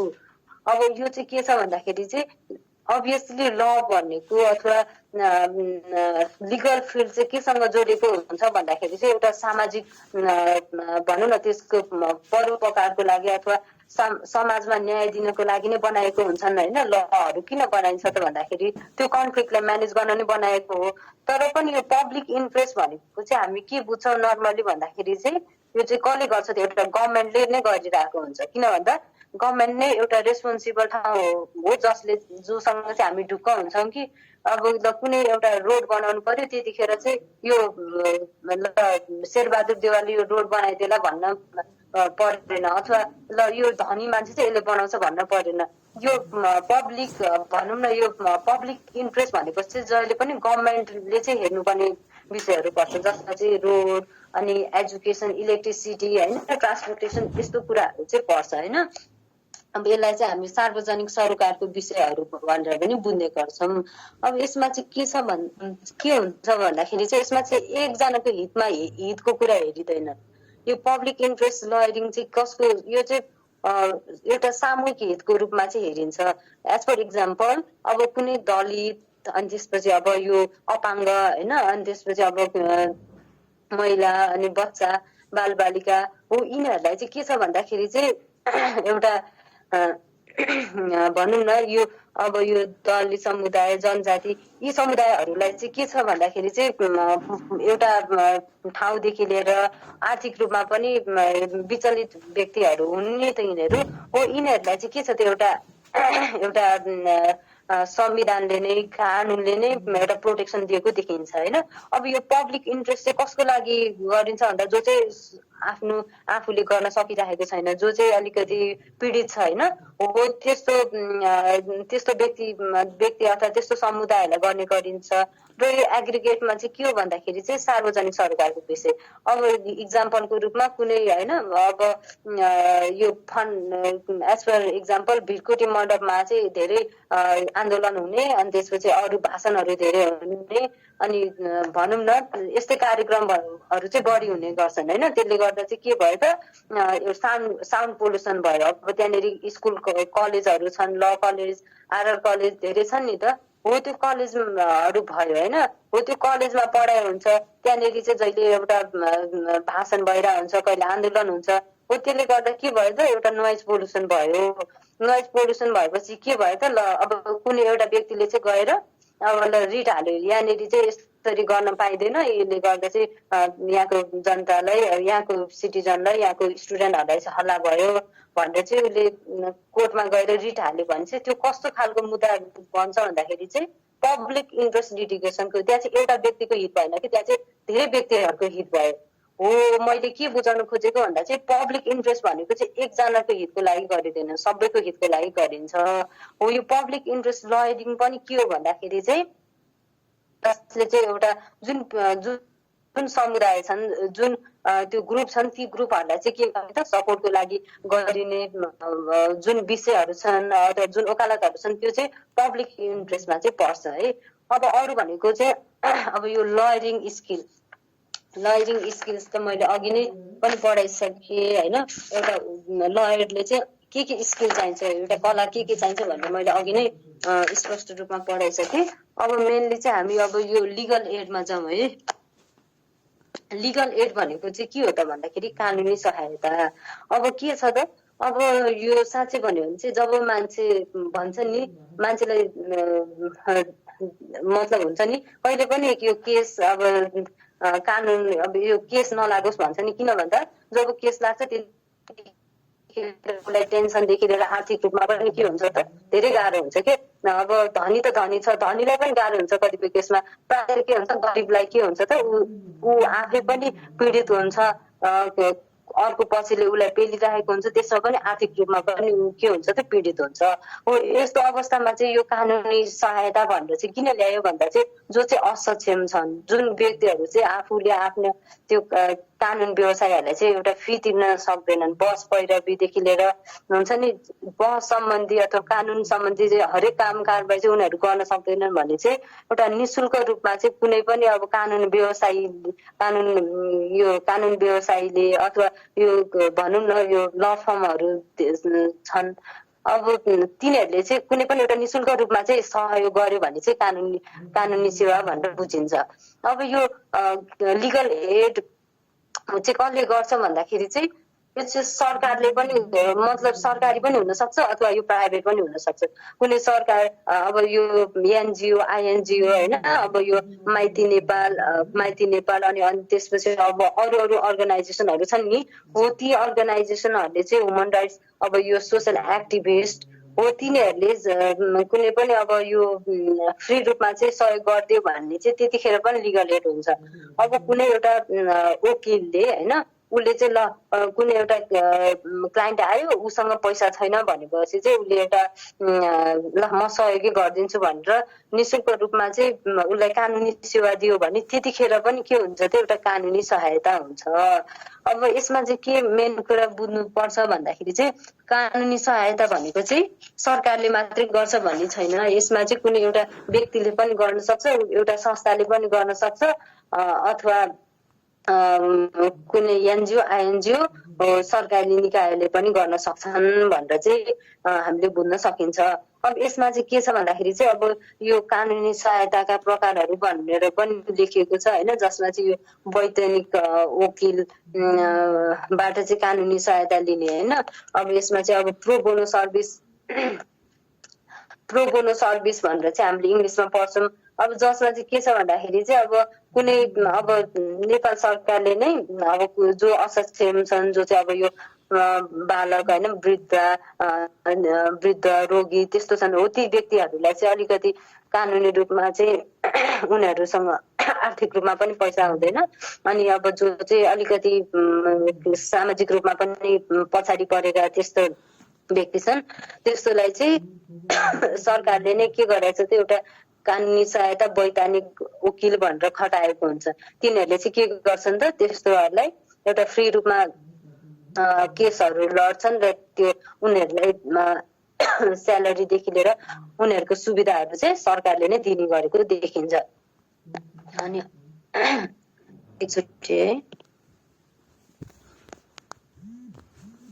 अर्को भनेको चाहिँ के छ भन्दाखेरि अब एउटा यो त वैधानिक वकिलहरूले पनि कानुनी सहायता गरेको देखिन्छ। अनि अर्को चाहिँ यो जिल्ला कानुनी सहायता समिति भनेर पनि स्थापना भएको छ, जसमा चाहिँ यो जिल्लामा पनि कानुनी सहायता समितिहरूले पनि के गर्छन् त जिल्लामा आएका मुद्दाहरू चाहिँ त्यहाँ गएर जो सक्दैन तिनीहरूलाई चाहिँ एउटा ठाउँ दिएको छ।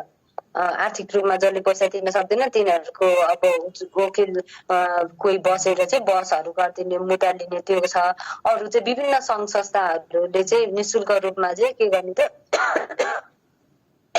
कानुनी सहायता गर्ने। इक्जाम्पलको रूपमा चाहिँ यो महिला कानुन र विकास मञ्च होइन, अनि अब यो एडभोकेसी फोरम, अनि त्यसपछि अनि अरू भनेको चाहिँ अब यो अरू भनेको चाहिँ अब इक्जाम्पलको रूपमा आइएलएफ जस्ता अब सङ्घ संस्था। मैले यो नामहरू भने होइन, नर्मली के हो त यो कानुनी हितको सम्बन्धी जुन पनि मञ्च फोरमहरू छन् यिनीहरूले पनि सङ्घ संस्थाहरूले पनि गर्ने गर्छन्। अनि अर्को प्रोबोनो सर्भिस। अब प्रोबोनो सर्भिस भनेको चाहिँ स्वैच्छिक निशुल्क कानुनी सेवा होइन। स्वैच्छिक निशुल्क कानुनी सेवा चाहिँ कसले गर्छ भन्दाखेरि चाहिँ अब राजी खुसीले होइन जो कोहीले अब म चाहिँ गरिदिन्छु भनेको मतलब अब कुनै वकिल छ उसले चाहिँ म गरिदिन्छु भनेर चाहिँ आफूले राजी खुसीले गरिदियो भने त्यतिखेर चाहिँ प्रोबोनो सर्भिस हुन्छ। निशुल्क अथवा स्वैच्छिक रूपमा चाहिँ गरेको देखिन्छ। अब यो लिगल एड र प्रोबोनो सर्भिसमा चाहिँ के फरक छ भन्दाखेरि चाहिँ अब लिगल एड कसले गर्छ त गभर्मेन्टले पनि गर्छ, सरकारले पनि गर्छ र के गर्छ अरू यो सङ्घ संस्था अनि अरू यो कानुनी समितिहरूले गर्छ होइन। तर यो प्रोबोनो चाहिँ कसले गर्छ भन्दा चाहिँ प्रोबोनो सरकारी भन्दा पनि यो चाहिँ कुनै कानुन व्यवसायहरूले अन्त कुनै ल फर्मले मात्र गर्यो भने चाहिँ त्यतिखेर के हुन्छ प्रोबोनो सर्भिस हुन्छ, जसलाई स्वैच्छिक निशुल्क कानुनी सेवा भनेर पनि बुझिन्छ होइन। उनीहरूले चाहिँ आफ्नै स्वेच्छाले चाहिँ कुनै पनि अब आर्थिक उसमा ल नदिए पनि म गरिदिन्छु भनेर गर्यो भने चाहिँ त्यतिखेर कानुनी सेवा प्रोबोनो भयो। अरू चाहिँ यो नेपाल बार एसोसिएसनमा चाहिँ यो महिला शाखाहरू छन् अनि तिनीहरूले पनि कानुनी सेवा चाहिँ गरेको देखिन्छ। महिलाको मुद्दा आयो भने अब अरू मुद्दा पनि। अनि अब यो सार्वजनिक हित भनेर छ हैन। त्यसमा चाहिँ सार्वजनिक हित फोरम भनेर छ, त्यसमा चाहिँ जुन पिछडिएको वर्ग, खास समुदाय हैन, हो यस्तो वर्गहरूलाई चाहिँ के गर्छ त, उनीहरूको विवाद, सरकारको विवादहरूलाई चाहिँ निरूपण गर्ने काम गरिन्छ। अनि अर्को इन्फर्मल जस्टिस डेलिभरी सर्भिस, अनौपचारिक न्याय निरूपण सेवा भनेर चाहिँ के छ त, त्यहाँ चाहिँ मेलमिलापदेखि लिएर हैन, सामुदायिक मेलमिलाप हैन, अनौपचारिक न्याय प्रदान गर्ने चाहिँ गरिन्छ। अनौपचारिक न्याय निरूपण सेवा भन्ने नामै अनौपचारिक छ नि त, हो त्यस्तो कुराहरू चाहिँ गर्ने गरेको देखिन्छ। अब हाम्रो यो कानुनी सहायता नीति 2076 लिगल एड पोलिसी भनेर छ हैन, जसमा चाहिँ के छ भन्दाखेरि चाहिँ जो चाहिँ आर्थिक तथा सामाजिक रूपमा चाहिँ असक्षम छन् तिनीहरूलाई चाहिँ कानुनी सहायता दिने। अनि अरू भनेको चाहिँ अब यो खास प्रकृतिको मुद्दामा उनीहरूलाई चाहिँ हुन्छ नि त्यस्तो अवस्थामा चाहिँ निशुल्क रूपमा चाहिँ सेवा प्रदान गर्ने। अनि न्यायिक समितिहरूले चाहिँ के गर्ने त, एउटा शिक्षाहरू दिने के, कानुनी शिक्षा दिने, सचेतना अनि मनोसामाजिक कार्यक्रमहरू चाहिँ अगाडि बढाउने। अनि अब कानुनी सहायताको चाहिँ अब आवश्यक अब कानुनी सहायता गर्नको लागि पनि हुन्छ नि न्यूनतम योग्यता के हुनु पर्यो। अब कसलाई चाहिँ सेवा प्रदान गर्ने, कोही मान्छेसँग पैसा छ, मसँग पैसा छैन भनेर रोँदै आयो अनि भनेर त्यसलाई दिने होइन, उसको ब्याकग्राउन्ड कस्तो छ, उसलाई साँच्चीकै सहयोग चाहिएको हो कि होइन, त्यो कुरा पनि दिनु पर्यो, बुझ्नुपर्छ होइन।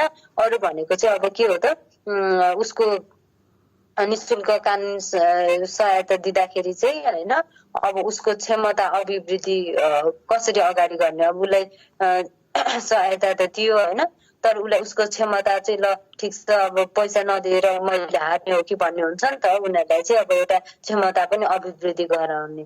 अनि बालबालिकाहरूको केसमा चाहिँ के गर्ने त, उनीहरूलाई चाहिँ उनीहरूको हितमा रहेर काम गर्नुपर्छ, जहिले पनि उनीहरूको हितलाई चाहिँ प्राथमिकता दिनुपर्छ। अनि कानुनी सेवा दिनुपर्छ। अनि यस्तैदेखि लिएर अब अरू विभिन्न कुराहरू चाहिँ के गर्नु पर्यो त, अब यो कानुनी कुरा, यो नेपाल बार एसोसिएसन, मानव अधिकार सम्बन्धी व्यवस्था होइन, अनि अब अरू कानुनी प्रावधानहरू हो, यो कुराहरूलाई चाहिँ के गर्नु पर्यो त, यो कानुनी सहायता लिँदा अथवा दिँदाखेरि चाहिँ यी मानव अधिकार सम्बन्धी राष्ट्रिय मतलब व्यवस्थाहरूलाई चाहिँ अपनाएर के गर्नु पर्यो त, यो कानुनी सहायता चाहिँ दिनु पर्यो भन्ने कुरा चाहिँ छ है। अब अर्को भनेको चाहिँ हाम्रो लिगल एड भयो। अब लिगल लिटरेसी भनेको चाहिँ के हो भन्दाखेरि चाहिँ कानुनी साक्षरता। अब कानुनी साक्षरता भनेको चाहिँ के हो भन्दाखेरि चाहिँ एउटा कानुन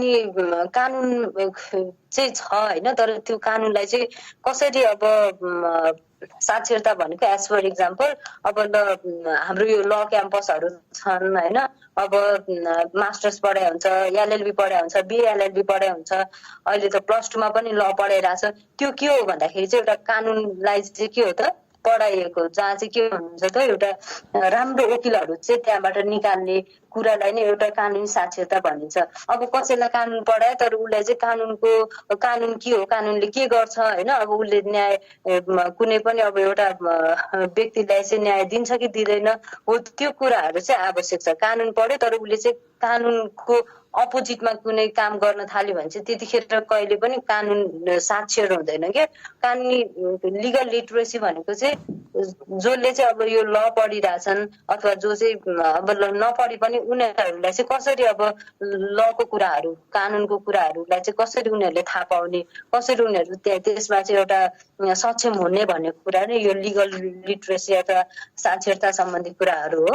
अब यसमा चाहिँ खासै त्यस्तो भाष छैन। यसमा चाहिँ के बुझ्नु पर्यो त, यसमा चाहिँ हामीले नर्मली के बुझ्नु पर्यो, अब यो पहिला चाहिँ के थियो त, कानुनी स्कुल थिएन होइन। पहिला त के थियो, पहिला इन्डियाको यो पटना युनिभर्सिटीमा एफिलिएटेड भएर चाहिँ के गर्यो त, ट्युले त्यतिखेर लको क्लासहरू लग्यो, पछि त्यहाँबाट छुटेर चाहिँ अब आफ्नै युनिभर्सिटीबाट के गर्यो त, अनि त्यसपछि ल पढाउँदै गएर अनि के अरे अब यो एलएलबी त अलिक पछाडि आयो, अगाडि चाहिँ अब यो पिएल कोर्सदेखि लिएर हुन्छ नि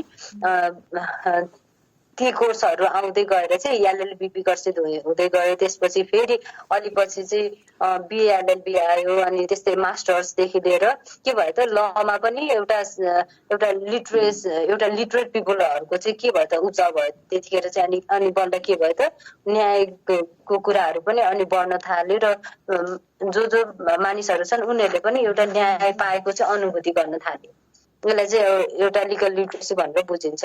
अब यो प्यारालिगल सर्भिस भनेको चाहिँ के हो भन्दाखेरि चाहिँ अब प्यारालिगल भनेपछि चाहिँ यो फुल्ली कानुनी सेवा पनि होइन तर अर्धदक्ष कानुनी सेवाको रूपमा चाहिँ यसलाई चिनिने गरिन्छ होइन। अब यो प्यारालिगल सर्भिस भनेको चाहिँ कानुनको पर्याप्त ज्ञान चाहिँ छैन होइन तर उसलाई चाहिँ यो भनौँ न कानुनी सेवाहरू चाहिँ अब इक्जाम्पलको रूपमा लेखनदास होइन उसलाई आउँछ लिगल कुराहरू उसले पुरा लेख्छ उ गर्छ तर उसलाई बसदेखि लिएर नजिरदेखि लिएर सबै कुरा त थाहा हुन्न नि त हो। त्यो इक्जाम्पलको रूपमा लेखनदासलाई लिँदा पनि हुन्छ हो।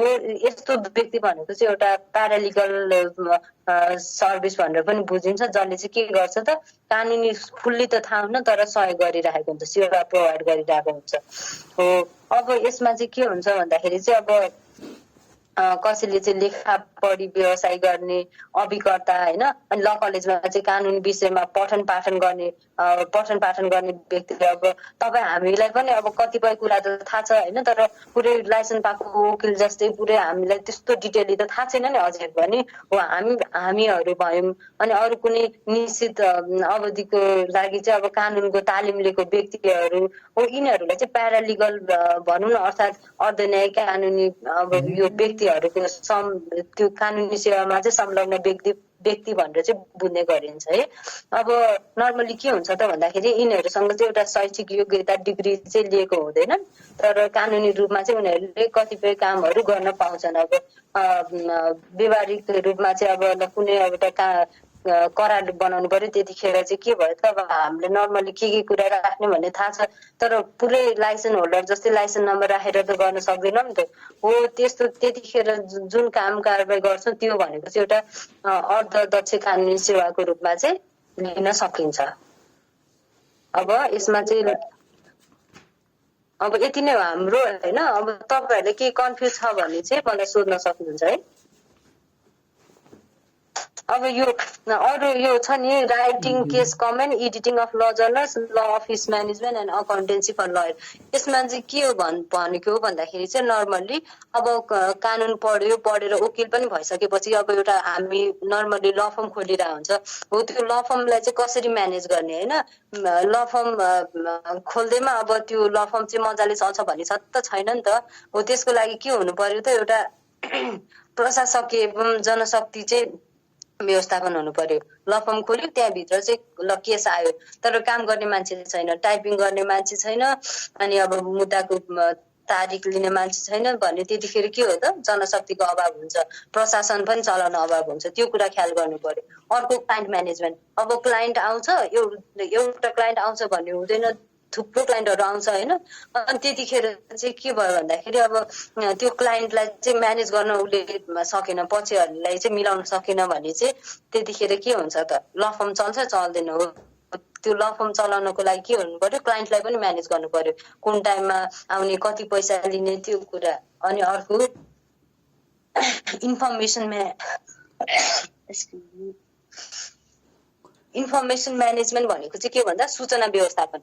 अब यसमा चाहिँ के हो भन्दाखेरि सूचना भनेको त धेरै कुरा पर्छ जसमा चाहिँ नजिरको सिद्धान्तहरू खोज्ने विषयगत ज्ञानकोदेखि लिएर होइन अनि अरू अनुसन्धानको कुराहरू पर्छन् हो। यसमा चाहिँ के हो त अब केस आयो त्यसमा चाहिँ अब कानुनहरू खोज्ने नजिर खोज्ने विषयगत अध्ययन गर्ने कुराहरू पनि के हुन्छ त एउटा ल फर्ममा चाहिँ आवश्यक पर्छ। कसले अब सबै कुरा एउटा वकिलले गर्न अब सिनियर एडभोकेट छ अथवा कुनै वकिल छ उसलाई केस आछ सबै उसले ल फर्म पनि म्यानेज गर्ने क्लाइन्टलाई पनि म्यानेज गर्ने त्यो गर्न सक्छ सक्दैन त्यहाँ चाहिँ बाँडफाँड हुनु पर्यो। उसले इन्फर्मेसनहरू चाहिँ के गर्नु पर्यो त अब आफूले गर्न सक्दैन भने आफ्नो एसिस्टेन्ट लयरलाई चाहिँ दिएर हुन्छ कि त्यो चाहिँ एउटा गर्नु पर्यो। अर्को टाइम म्यानेजमेन्ट होइन समय व्यवस्थापन पनि गर्नु पर्यो। टाइमली काम गर्यो भने चाहिँ के हुन्छ त बल्ल फ्रुटफुल हुन्छ, बल्ल क्लाइन्ट पनि ल मेरो काम चाहिँ यसले टाइममा गरिरहेछ। अब कुनै पेशी भयो क्लाइन्टलाई खबर छैन, त्यतिखेर के हुन्छ त केस हार्ने सम्भावना हुन्छ। हरेक कुराको जानकारी क्लाइन्टलाई दिनु पर्यो, क्लाइन्टले केही थाहा भयो भने आफ्नो वकिललाई दिनु पर्यो। हो यो चाहिँ के हुनु पर्यो, यो चाहिँ क्लाइन्ट र के अरे त्यो क्लाइन्ट र वकिलको चाहिँ एउटा रेस्पोन्सिबल हुनु पर्यो आफ्नो काममा। अनि टाइमली चाहिँ काम गर्नु पर्यो वकिलले पनि अनि क्लाइन्टले पनि। अर्को अकाउन्ट म्यानेजमेन्ट, लेखा अब ल फर्म छ, ल फर्ममा चाहिँ के हुन्छ, अब कर्मचारी हुन्छन्, अब अरू धेरै कुरा मिलाउनु पर्ने हुन्छ, अलिक बढी ल फर्म चल्ने ल फर्म हो भने ट्याक्स दिनुपर्ने हुन्छ। हो यो सबै लेखा व्यवस्थापनहरूको कुरालाई पनि ख्याल गर्नुपर्ने हुन्छ। अब नर्मली ल फर्म म्यानेजमेन्टमा चाहिँ यिनीहरू नै हो एउटा क्लाइन्टदेखि लिएर त्यहाँको स्टाफदेखि लिएर होइन, एडमिनिस्ट्रेसनदेखि लिएर इन्फर्मेसन कलेक्सनदेखि लिएर हो यो सबै कुराहरूलाई चाहिँ ख्याल राख्नु पर्यो। ल हाम्रो यो प्रोफेसनल इथिक्समा चाहिँ नर्मली यति नै हो। के बुझ्नु भएको छैन भन्ने चाहिँ मलाई सोध्न सक्नुहुन्छ। म्याम थोरै त्यो नोटरी पब्लिकको बारेमा भन्नु। नोटरी पब्लिक नोटरी पब्लिकको 4.6 आउट क्वेसन हो म्याम यो। ए ल ठिक छ, यो आउट क्वेसन हो। मैले जस्ट त्यो सिलेबसमा भएको अनुसार चाहिँ पढाइसकेँ। ठिक छ। अब यो नोटरी पब्लिक भनेको चाहिँ के हो भन्दाखेरि चाहिँ नर्मली हामीले बुझ्दाखेरि अब हुन्छ नि कुनै पनि लिखतको चाहिँ प्रमाणीकरण। अब यो कुनै कागज बनाइन्छ होइन, कागज बनाइन्छ, त्यो कागजलाई चाहिँ प्रमाणित गर्नुपर्छ क्या, त्यो लिगल हो कि होइन, त्यो चाहिँ अब प्रुफ अथवा त्यो राइट छ कि छैन भनेर चाहिँ त्यसलाई प्रमाणीकरण गर्ने काम चाहिँ नोटरी पब्लिकले गर्छ होइन। त्यहाँ चाहिँ त्यो प्रमाणीकरण मात्र होइन कि कागजातहरूलाई चाहिँ अनुवाद गर्ने, कुनै इङ्ग्लिसमा लेखेको छ त्यसलाई नेपालीमा ट्रान्सलेट गर्नु पर्यो, नेपालीमा लेखेको छ इङ्ग्लिसमा ट्रान्सलेट गर्नु पर्यो। अनि त्यो काम चाहिँ कसले गर्छ त नोटरी पब्लिकले गर्छ होइन। अब कुनै अनुवादलाई पनि अब काम सरल सुलभ तरिकाले चाहिँ अब उसले कसरी व्यवस्थापन गर्ने भन्ने कुरा चाहिँ यो नोटरी पब्लिकले गरिराखेको हुन्छ होइन। अब अरू भनेको चाहिँ के छ भन्दाखेरि अब नेपालको केसमा चाहिँ के छ, नेपालमा त नेपाल नोटरी पब्लिक परिषद काउन्सिल भनेर पनि छ। अनि के छ त अब त्यो परिषदको कार्यालय चाहिँ अब हाम्रो यही काठमाडौँमा पनि छ। अनि अब यसले चाहिँ के गर्छ भन्दाखेरि चाहिँ अब नोटरी पब्लिकले मेन अब यो एसोसिएसन अथवा अब यो काउन्सिलको कुरा त छुट्टै भयो, उसले चाहिँ जहिले पनि अब यो नोटरी पब्लिक त धेरै हुन्छ नि त। अब त्यसमा चाहिँ के गर्नु पर्यो त, उनीहरूले चाहिँ एउटा आफ्नो आचार संविधानमा रहेर चाहिँ प्रमाणीकरण गरेको छन् कि छैनन्, अनुवाद गरेको छ कि छैनन्। अब फीहरूको कुरा, अब कुनै पनि एउटा त्यहाँनिर नोटरी गर्न आयो भने 10 रुपियाँ लाग्छ भने चाहिँ त्यसमा चाहिँ 50-100 बढी लिन पाउँदैन। यदि कसैले त्यो गर्यो भने चाहिँ उनीहरू पनिसेबल हुन्छन् अथवा उनीहरूले चाहिँ फाइन दिनुपर्ने हुन्छ। अझ बढी गर्यो भने चाहिँ के हुन्छ, उनीहरूको लाइसेन्स चाहिँ खारेज हुने पनि सम्भावना हुन्छ होइन। अब मेन चाहिँ नोटरी पब्लिकले चाहिँ यो लिखतको प्रमाणीकरण गर्ने, कागजातहरू चाहिँ अनुवाद गर्ने गरिराखेको देखिन्छ होइन। अब नोटरी पब्लिकले गर्न सक्ने काम भनेको चाहिँ एउटा कुनै लिखत प्रमाणीकरण गर्ने, अनि अर्को भनेको चाहिँ एक भाषामा लेखिएको कागजात अर्को भाषामा अनुवाद गर्ने, मैले अघि नै भनिसकेँ। अनि कुनै सक्कल कागजको नक्कल प्रमाणित गर्ने, सक्कल ल्याएको छ त्यसलाई चाहिँ अब त्यो सक्कलको नक्कल बनाउनु पर्यो भने त्यतिखेर पनि नोटरी पब्लिकले गर्ने गर्छ होइन। अनि अरू भनेको चाहिँ के छ भन्दाखेरि अब यो नोटरी पब्लिकले लगभग यी कामहरू गर्छन्, तर के काम चाहिँ गर्नु हुँदैन भन्दाखेरि चाहिँ आफ्नो कार्यालयको चाहिँ होइन दर्ता किताबमा दर्ता नभएको लिखतहरू छन् नि, अब धेरै दर्ता गर्न आएको हुन्छन्, ती लिखतहरूलाई चाहिँ अब दर्ता नभएको लिखतलाई पनि आफैले प्रमाणीकरण गर्यो भने चाहिँ त्यतिखेर के हुन्छ, त्यो चाहिँ उसले एगेन्स्ट ल गरेको हुन्छ, त्यो against ethics of notary public होइन। अनि कुनै आफैले गर्ने लिखत प्रमाणीकरण चाहिँ अब आफ्नै लिखतलाई आफैले प्रमाणित गर्ने के, त्यो पनि के भयो त, त्यो पनि गर्न पाइँदैन। आफ्नो लिखत त कुनै रङ लिखत छ त्यही पनि आफूले प्रमाणीकरण गर्यो भने चाहिँ त्यहाँ के हुन्छ त, उसले त आफ्नो फाइदा हेरिरहेको हुन्छ, त्यही भएर त्यो पनि गर्न पाएन। आफ्नो स्वार्थ र कारोबारसँग सम्बन्धित लिखत प्रमाणीकरण गर्न पाइँदैन।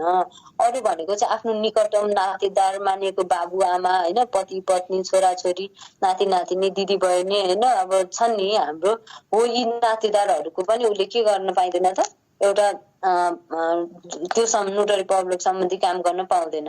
अनि अब कानुन बमोजिम बाहेक लिखत प्रमाणीकरण त्यो नगर्नु भनेको हुन्छ नि, ती लिखतहरू पनि उसले प्रमाणीकरण गर्न पाउँदैन। अरू भनेको चाहिँ अब आफूसँग सुरक्षित रहेका लिखत कागजातहरू चाहिँ हेरफेर गर्ने, संशोधन थपबट गर्ने, त्यो पनि गर्न पाएन। अनि अब लिखत सम्बन्धी अब तोकिएको कार्यविधिहरू चाहिँ नपुर्याइकन प्रमाणीकरण त्यो पनि गर्न पाएन। अरू भनेको चाहिँ यो हेल्थ चेक गरेर कुनै लिखतहरू प्रमाणीकरण गर्न पाएन। अर्को शङ्कास्पद कागजातहरू पनि अनुवाद गर्न पाएन। कुनै कागज ल्यायो तर त्यो कस्तो अब शङ्कास्पद छ, अब यो ठिक हो कि बेठिक हो भन्ने त्यो छुटाउन सकेन भने त्यसलाई पनि गर्न भएन। अरू भनेको चाहिँ कागजातमा उल्लेखित मिति, अङ्क, ब्यौरा यिनीहरूलाई पनि फरक पार्न मिलेन। अब 2000 भनौँ न 85 सालसम्म चाहिँ यो करार लागू हुन्छ भने करार मान्य हुन्छ, अब यति पैसा तिर्नुपर्छ भन्ने छ। 5 लाखको ठाउँमा 50 लाख बनाइदिनु, त्यसरी पाएन है। त्यो चाहिँ के हो त, त्यो चाहिँ एउटा नोटरी पब्लिक त्यो रुल्स रेगुलेसनको चाहिँ एगेन्स्टमा छ। अब अरू भनेको चाहिँ आचार संहिताको विपरीत पनि कुनै पनि काम कारबाही गर्नु भएन। अब मेनली चाहिँ तपाईँहरूलाई नोटरी पब्लिकको चाहिँ के छ भन्दाखेरि यही सकल कागज नक्कल बनाउने, अनि त्यसपछि अब प्रमाणीकरण हो, यो कुराहरूलाई चाहिँ ख्याल गर्नुपर्ने हुन्छ। अनि अब नर्मली यही कुराहरू हो नोटरी पब्लिकमा।